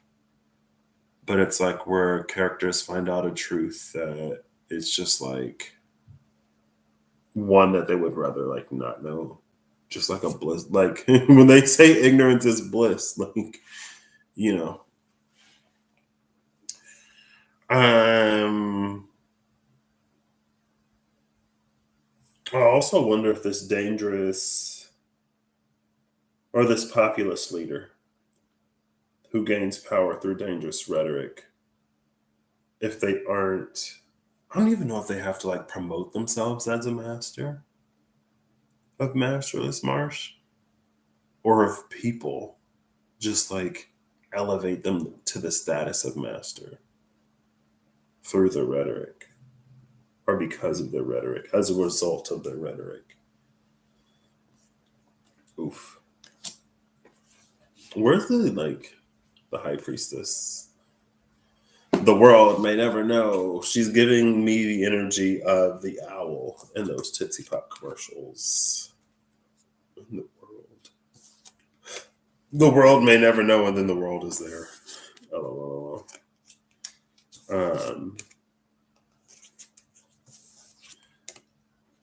The Wheel of Fortune, so many majors. Strength again, the Queen of Coins.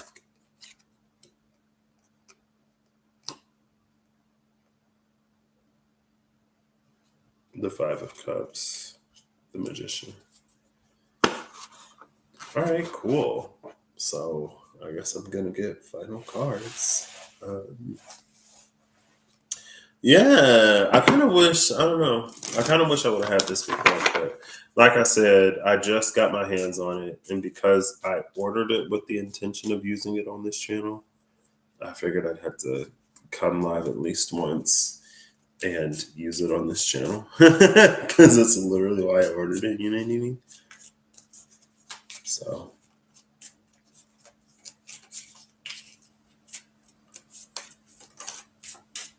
Eight of Swords just flipped over.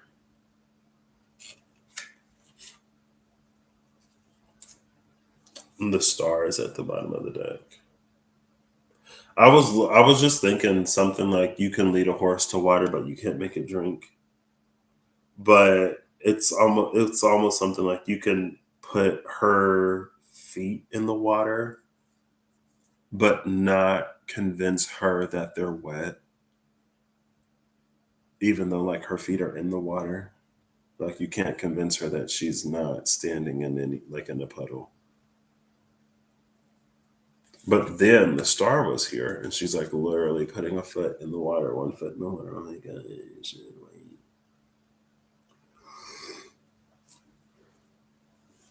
Excuse me. The World.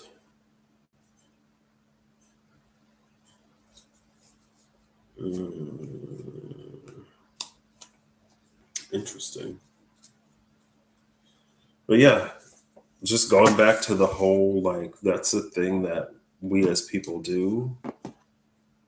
It's like when someone who is very like insecure for whatever reason is super attracted to somebody who is like very confident,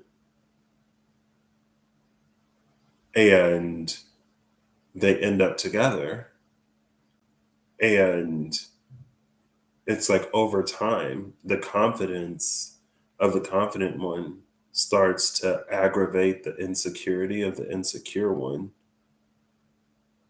potentially within the scene and scenario and situation, to the point where they start to not only attack the confidence of the confident one, but get the confident one to question their own confidence.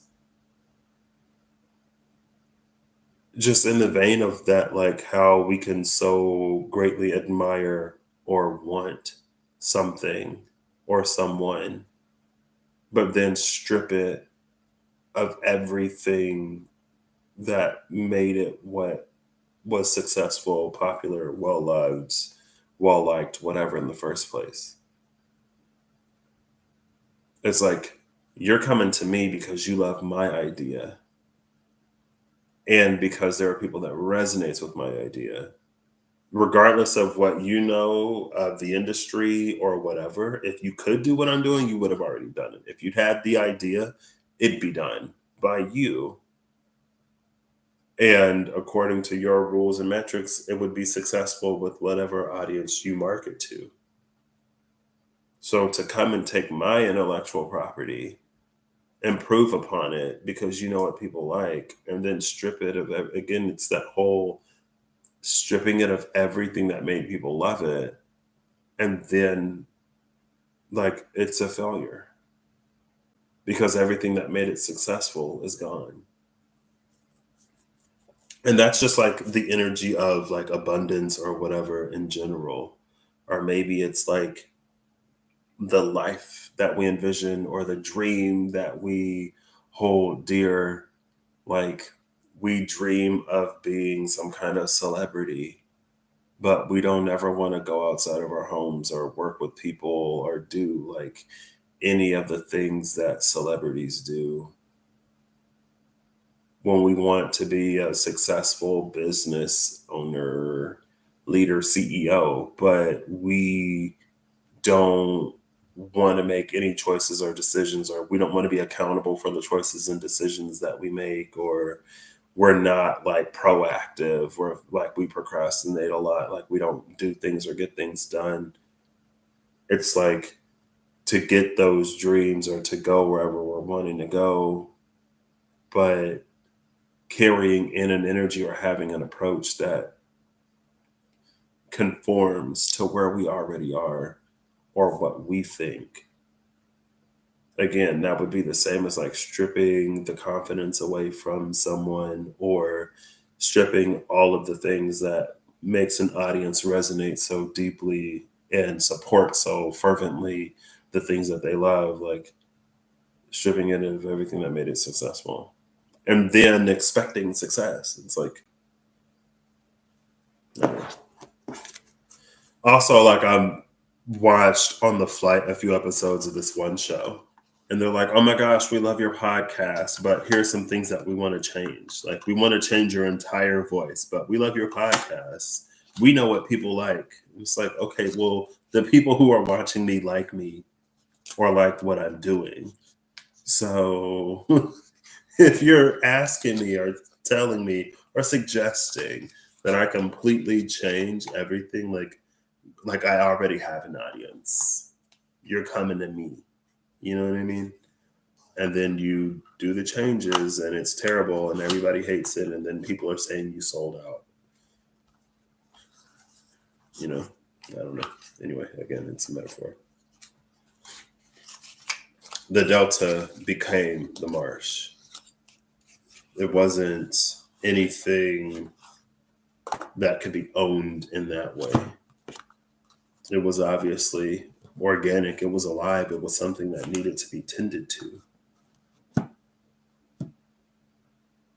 Ten of Swords again. How am I putting these cards back on this deck? I'm struggling.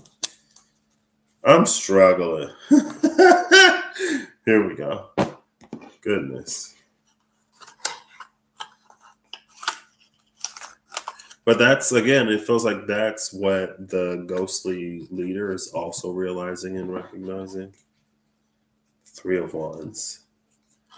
And that's why ghostly leader is like, even if my rank, even if my attachments, even if it blows back on me, like the truth of whatever must be made clear, plain, evident, whatever. And then they find a humble trailblazer that could substantiate their claims. They can prove it. They can prove this truth. And when this truth is proven, the obviousness of the lie is made plain. Okay, let's put the people back first. So let's get the agents. So we have our leader, our trailblazer, and our profiteer. We're going to put them back in the shuffle.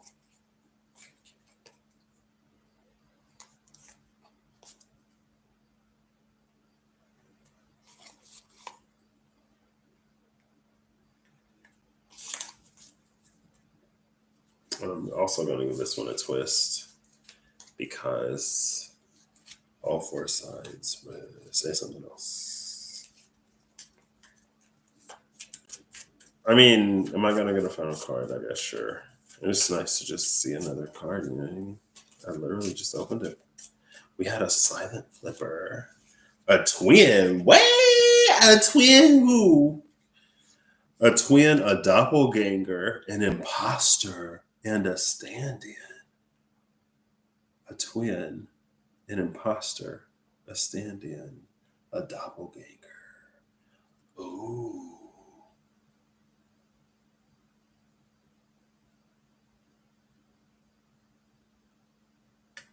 Interesting. What does it mean? Oh, I was about to say I didn't even put all the We're gonna get the an aspect next. What kind of tween? If it says a hot twin, that's like basically. Let me stop. I'm sorry. I know. Who was that?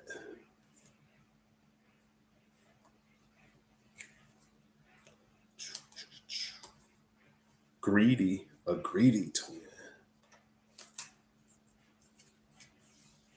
We'll do the twist because it's got all four. We'll just put them together.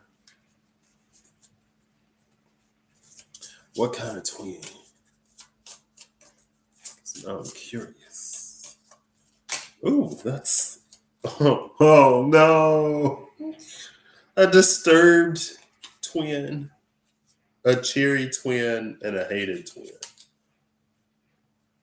Disturbed, cheery, and hated. All came out with those words down.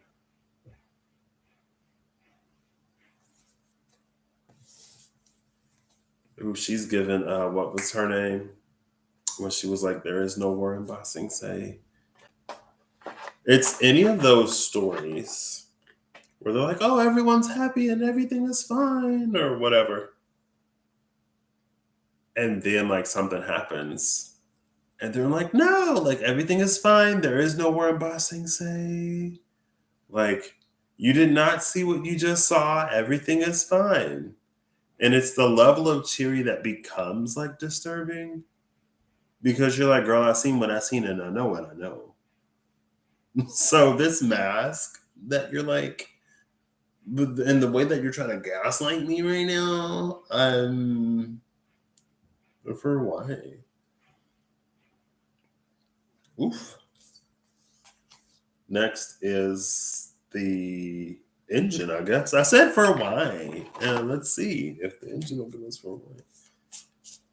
See, but that's why it's also the like doppelganger, imposter, stand-in type of energy.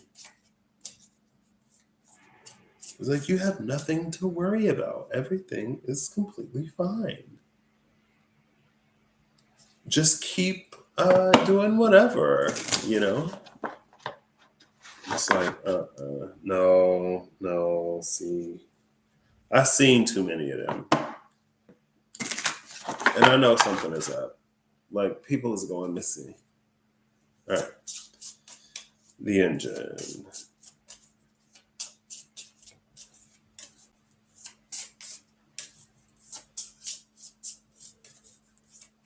Is that like, I think there were more brothers than twins. But almost like a Cain and Abel type energy. Like this cheery, hated, disturbed. Like it's almost like one twin is trying to be the other one, but they're not that one. The disturbed, it's fine. All right. Again, literally just these, it's a work of fiction. If there's a moral to a story or if some of it resonates in some way, cool. All right. Another engine. Let's look at another engine. Ooh, okay. Wants to help solve the problem of. Excuse me. Or wants to steal a victory from / with. See that Cain and Abel type energy. The one twin trying to be the other twin, but the thing about the one twin trying to be the cheery twin is that that twin isn't like cheery is the cheery twin's natural disposition. Cheery IRL, cheery in real life is not fake. It's not forced. It's not phony. It's not a mask. It's who someone really is, can be who someone really is. Now, a lot of people, some people who are miserable, who are beset by whatever, who can't imagine being cheery or happy because for whatever reason they can't imagine it, they assume that the cheeriness is a mask, a facade, an illusion. No one's that happy all the time. Nobody, blah, blah, blah, blah, blah, whatever. I watched Inside Out 2 on the plane for the first time. Um, but it's like, obviously, life is life. Obviously, things happen in life, challenges happen in life, setbacks happen. Things don't always go according to plan. But what good is like sitting around moping gonna do? You know? And just because I can be cheery or optimistic or whatever doesn't mean that I'm not acknowledging whatever's happening. But also at the same time, I'm not going to give over my future to that either. Hello? But the point was, cheery is like, it's real to the cheery person. So when the not cheery twin tries to put on the mask, it's going to crack because that's the mask. You know what I mean? Basically, the cheery twin isn't going to be able to get away with it for a long time. Wants to help solve the problem of. I love that, like, we get like wants to improve the reputation, wants to help heal and fix, wants to solve the problem. I love that the engines that like the side of the engine that we've been getting is like the more positive side. Love that. Next, we're gonna go for the conflict. Oh, what time is it? It's almost time for me to start. Oh my gosh! Ah! Oof! It is almost. It's like 4:30. I thought it would be like 3. She does it to me every time. It's been 2 hours. It's time to start getting at least preps.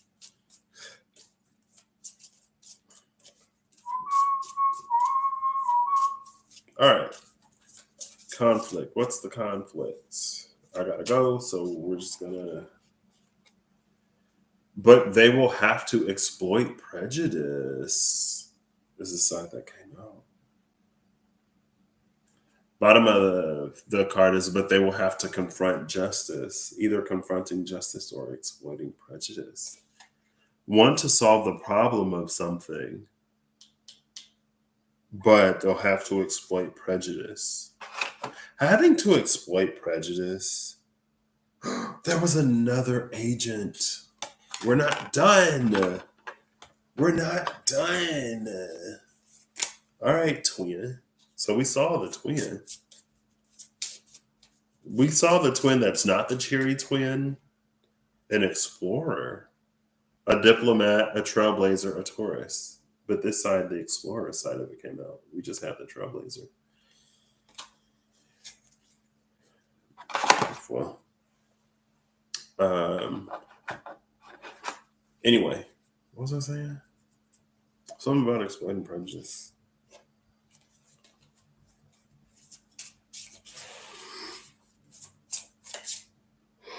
Excuse me. So we saw the twin that wasn't the cheery twin, that was pretending to be the cheery twin. The other one is the explorer, I guess. The cheery explorer. And the hated disturbed twin. Oof. I feel like disturbed is such a riddle. Wants to help solve the problem of a riddle.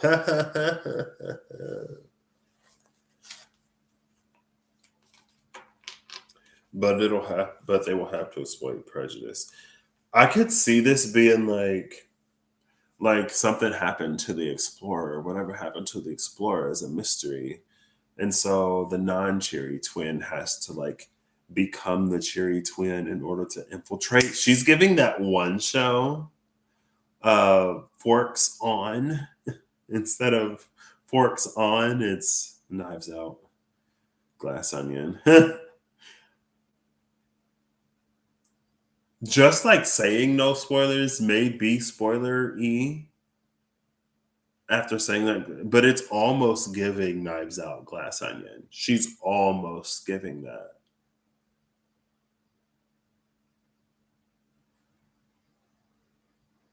And that exploiting prejudice is just like the energy of having to put on the role of someone else, but not necessarily relying on stereotypes, but like relying on the things that people know about that person in order to sell the whole facade, right? Because a twin would have theoretically access to like the complete persona or so many sides of like their twin. To know, like, even if they're cheery on the outside, or if even if they're naturally cheery, that they still like go through stuff, process things, and whatever.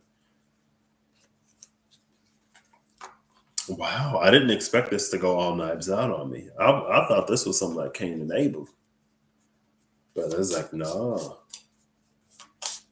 If Abel had a twin, then yeah, I guess I don't know. Anyway, a timepiece, a timepiece, a gift, a pawn shop, a date. Ooh. So wants to help solve the problem of a timepiece, but they will have to exploit prejudice. Wanting to help solve the problem of a timepiece but having to exploit prejudice is like going back in time. It's like going back in time to me, um, where someone's like, it's like that one episode of Oh my gosh, what did he literally have a timepiece in that one episode of Doctor Who, where the Doctor and Martha went back to the past, and Martha was like educated girl, she was smart, and the Doctor had like lost his memory, I think, but it was actually like a timepiece that held his memories or something like that. And Martha was deep undercover. She had to play dumb. She had to be somebody made. Martha was like proximal, distal, whatever, phalange, blah, blah, blah, blah, blah. She shut that girl up. She was like, she was like, yeah, how? I'm sorry. But it's like, it's giving that like needing to exploit prejudice in order to like fit in. That would be so weird. Like, imagine if there was like an Earth Angel or something. I don't know. I feel like I mentioned Earth Angels on this channel last time. And I was like, it's like angels incarnating as like Earth Angels. Like, when I say Earth Angel, I'm not necessarily referring to someone who may like resonate as an Earth Angel or whatever. I mean, like a literal, like, you meet somebody or whatever, and then you're like, oh, that had to be like an angel in disguise, or like if you believe in a pantheon of like multiple gods, right? It's like, oh, that had to be an avatar of this god, or that god incarnated and took the form and shape of this person, like that kind of Earth Angel, not like people, right? Just to like specify.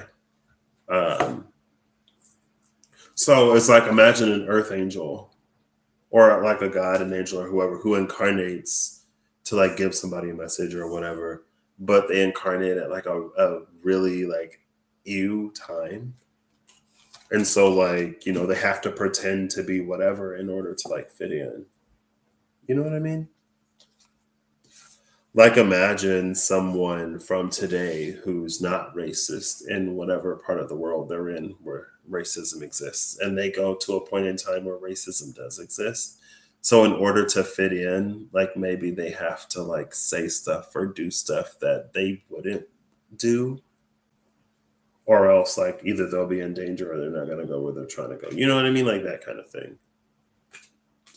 That kind of like exploiting prejudice to like fit in or to not raise alarms or whatever. Wow. But they're not actually like that. Excuse me. I was all ready to be like, what is going on with this twin? But I'm like, ooh, the twin is undercover. Or maybe they just did one of those like, I'm really bad at math. You should take my math test for me, twin. It's like, oh, but I'm really bad at history. Okay, well, you have math third period. I have math third period. We'll just like switch clothes. You take my math test. I'll take your history test. We'll both ace it. You know, a landmark. All right, 2, 1. I gotta end this. A town. Okay.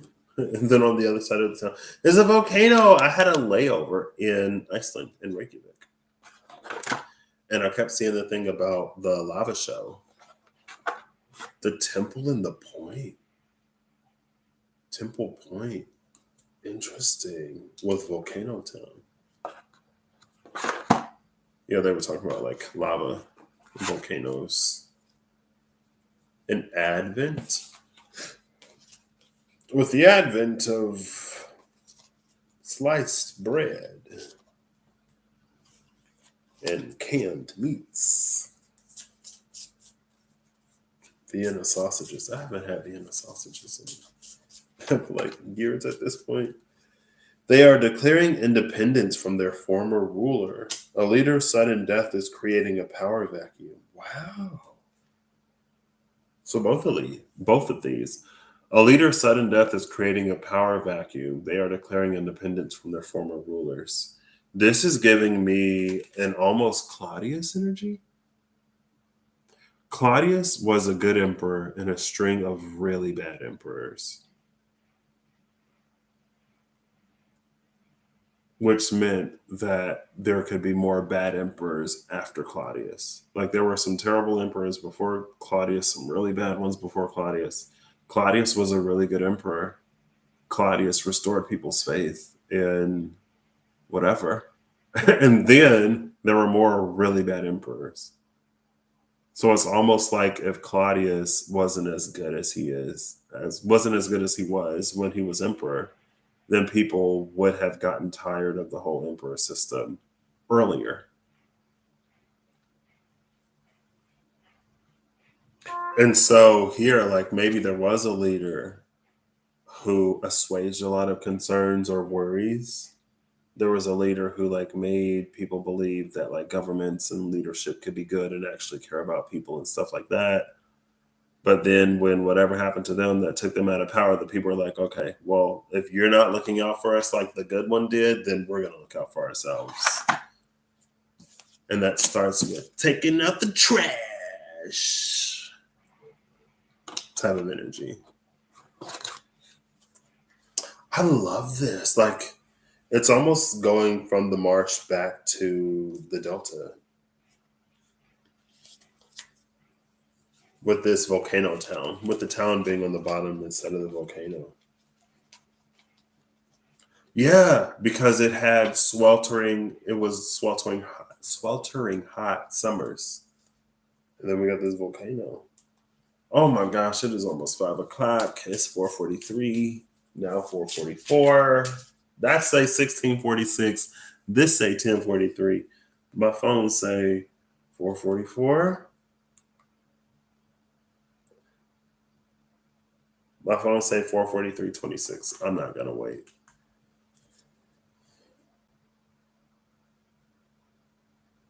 What? Shattered.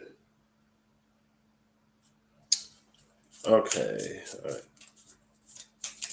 So this town.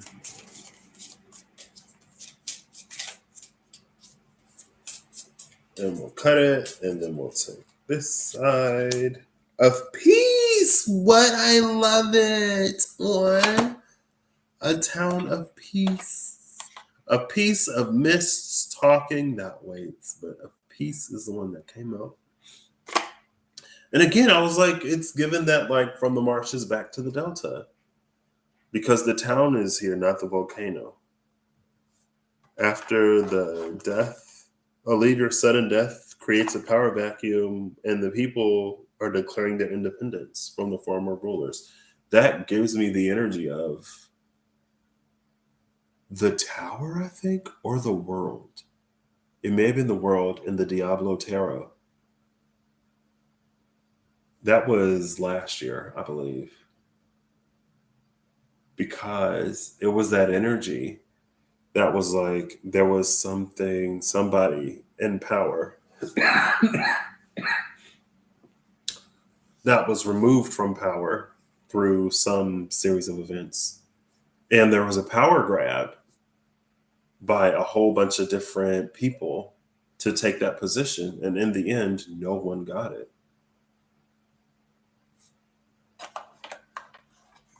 A leader sudden death is creating a power vacuum. Like everyone was vying for that power. But in the end, it was like the dude that was riding in on a horse. That may have been connected to the Phaeton energy, where Phaeton was pulling the chariot. I think it was connected to Phaeton pulling the chariot of the underworld after his folly. But Phaeton had to go on a whole birthright ego trip, fail miserably, be struck down by Zeus, get sent to the underworld, and then train in the underworld before returning to drive the chariot of the sun on Earth, in the overworld, on the surface. But yeah, there was that power grab, and it was like, none of you are going to get it. None of you are qualified or equipped to do this right. So none of you will. And it doesn't matter who has a claim by right, by virtue, by birth, by accomplishment, by merit, by whatever. The energy is like, none of you. Absolutely none of you. It doesn't matter who the firstborn, secondborn, thirdborn. It don't matter who the uncle or the dad or none of yes. They're declaring independence from their former rulers. No one involved in that power vacuum or in a power grab is going to get what has been made free. Because if that were the case, then like, what would be the point? You know what I mean?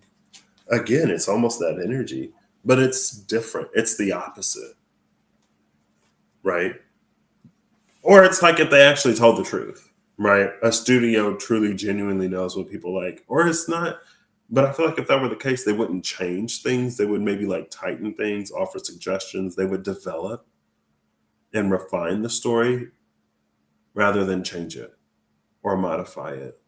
They would make it deeper or richer by giving more resources or whatever, giving access to experts that can make the world more realistic, but not realistic in a way that robs it of its fantasy.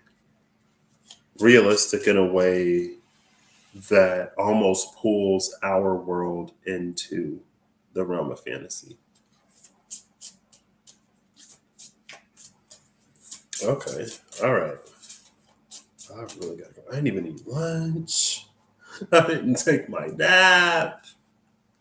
It's fine.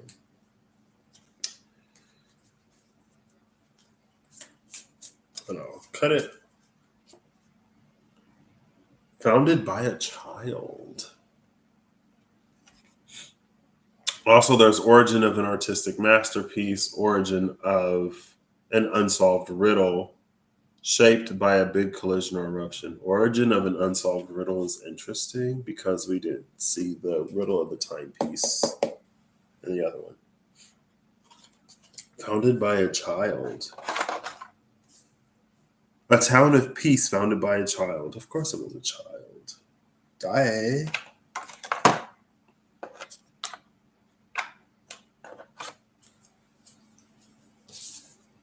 Maybe that's another thing too. Like the town is a town of peace. And maybe whatever this power vacuum or a lot of rulers, again, in that Claudius situation where you had really bad emperors and people were at their breaking point, and then you get Claudius and he was really good, and they're like, oh, Claudius restored their faith only for the next few emperors to take advantage of it. And then Rome doesn't have emperors anymore. So, we know how that ends for all of those involved in the power vacuum.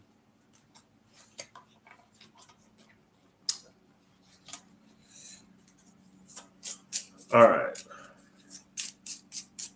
And I cut. Regional taboo. Unique education system known for rare gourds. Excuse me. Geologically unstable.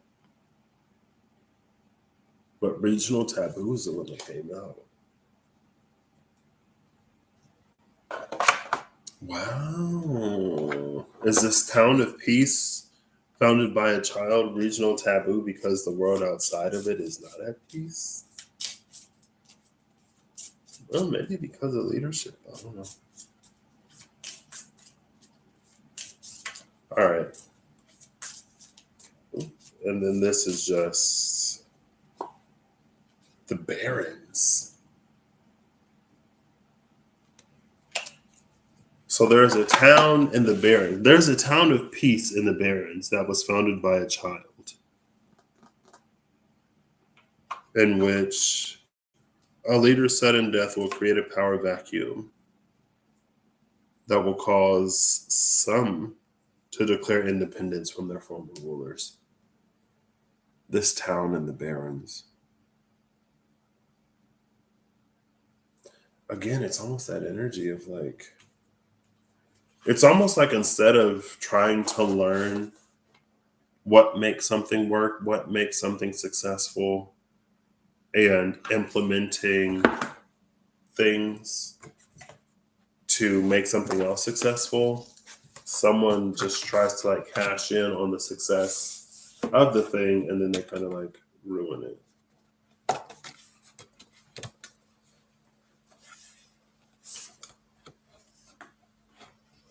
And then the people are like, oh, we can do better ourselves. All right, well, I can struggle with this off camera. I hope you all have 2234. I just saw. I hope you all have an amazing whenever you see this. I hope you're acting in alignment to make all that you wish to experience your reality. I hope that whatever you need along your path, journey, and when you find. Thank you for venturing with me one last time into whatever this was. It is when it is tarot, right? Welcome to It Is When It Is Tarot, where it is when it is and it ain't gonna be when it ain't gonna be. I don't know the next time you'll see me because I didn't necessarily expect to be here today. But again, because I ordered this with the intention to use it, I figured I would honor that intention. This was it. It was fun. This was fun. Again, I'm glad that and maybe that's something for me to be mindful of. Um, the stories didn't go where I thought they would necessarily go. The ghostly leader was seeking to make things right. The trailblazing profiteer was humble, who wanted to cure or fix or help, not at the cost of the well-being of the very people that they want to help or heal, you know, especially for the sake of money. But maybe that's the thing about abundance and why it finds who it finds for those who authentically do what is for them to do. Right. And I think in that too, because it takes all kinds of people, I think sometimes we can be really quick to think that whatever we have to offer is of more worth or of a higher value or serves a higher purpose than someone else. But art and entertainment are arguably just as vital and necessary for living and thriving as anything else. And as long as someone is doing what is for them to do, then, fortune will, in abundance, will find them. And it kind of doesn't, I think, again, it can be easy to sort of fall into comparison sometimes of, well, I do this.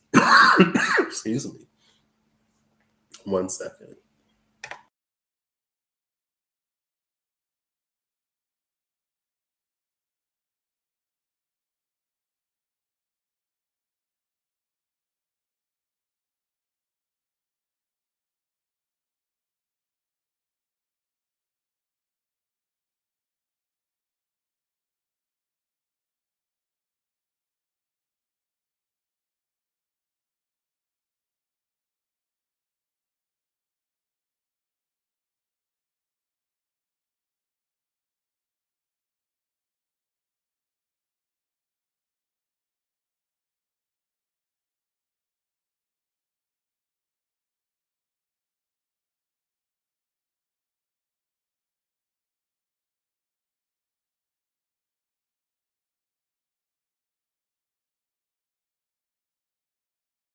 I could have just ended it, but I feel like this needs to be said. I want to say it.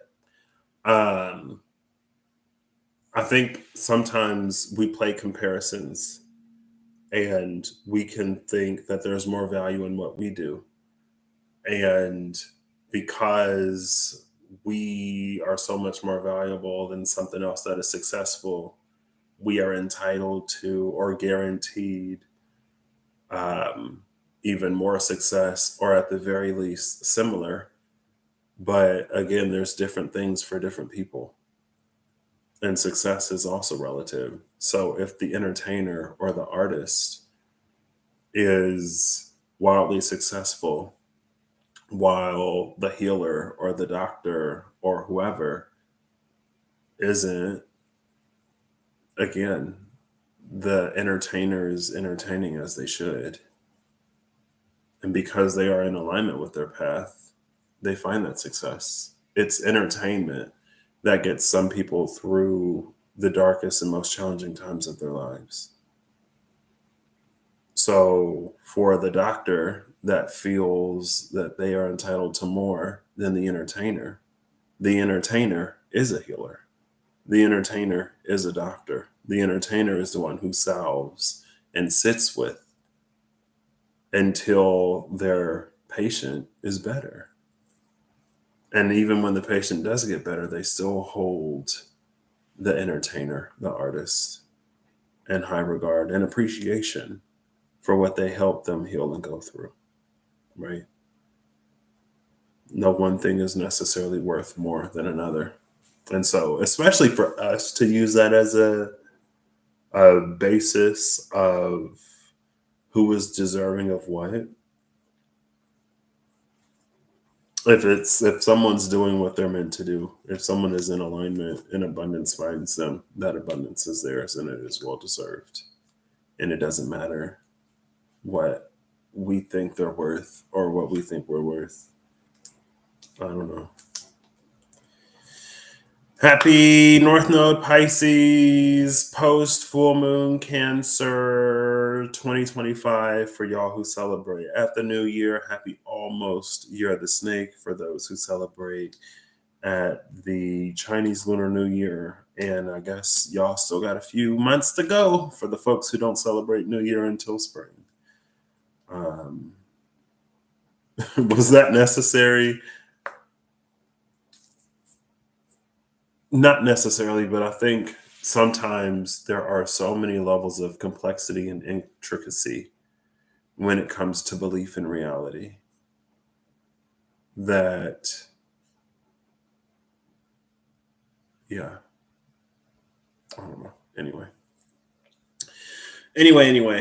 I really like these. Again, obviously this video isn't sponsored. I was scrolling. It was one of the things that popped up on my Instagram when I was scrolling last time I was here. The Deck of Worlds, the Deck of Endless World Building, designed by Peter Tchaikovsky. I'm sure I'm not pronouncing that correctly. And the Story Engine, the Deck of Endless Storytelling Prompts, are the two things that I use today, and also the 8-Bit Tarot. You will not find the links below in the description because I ain't got a link to give you. Google, I guess. Yeah. All right. I've already did the outro. Is there anything else? I hope. I don't know. I just feel like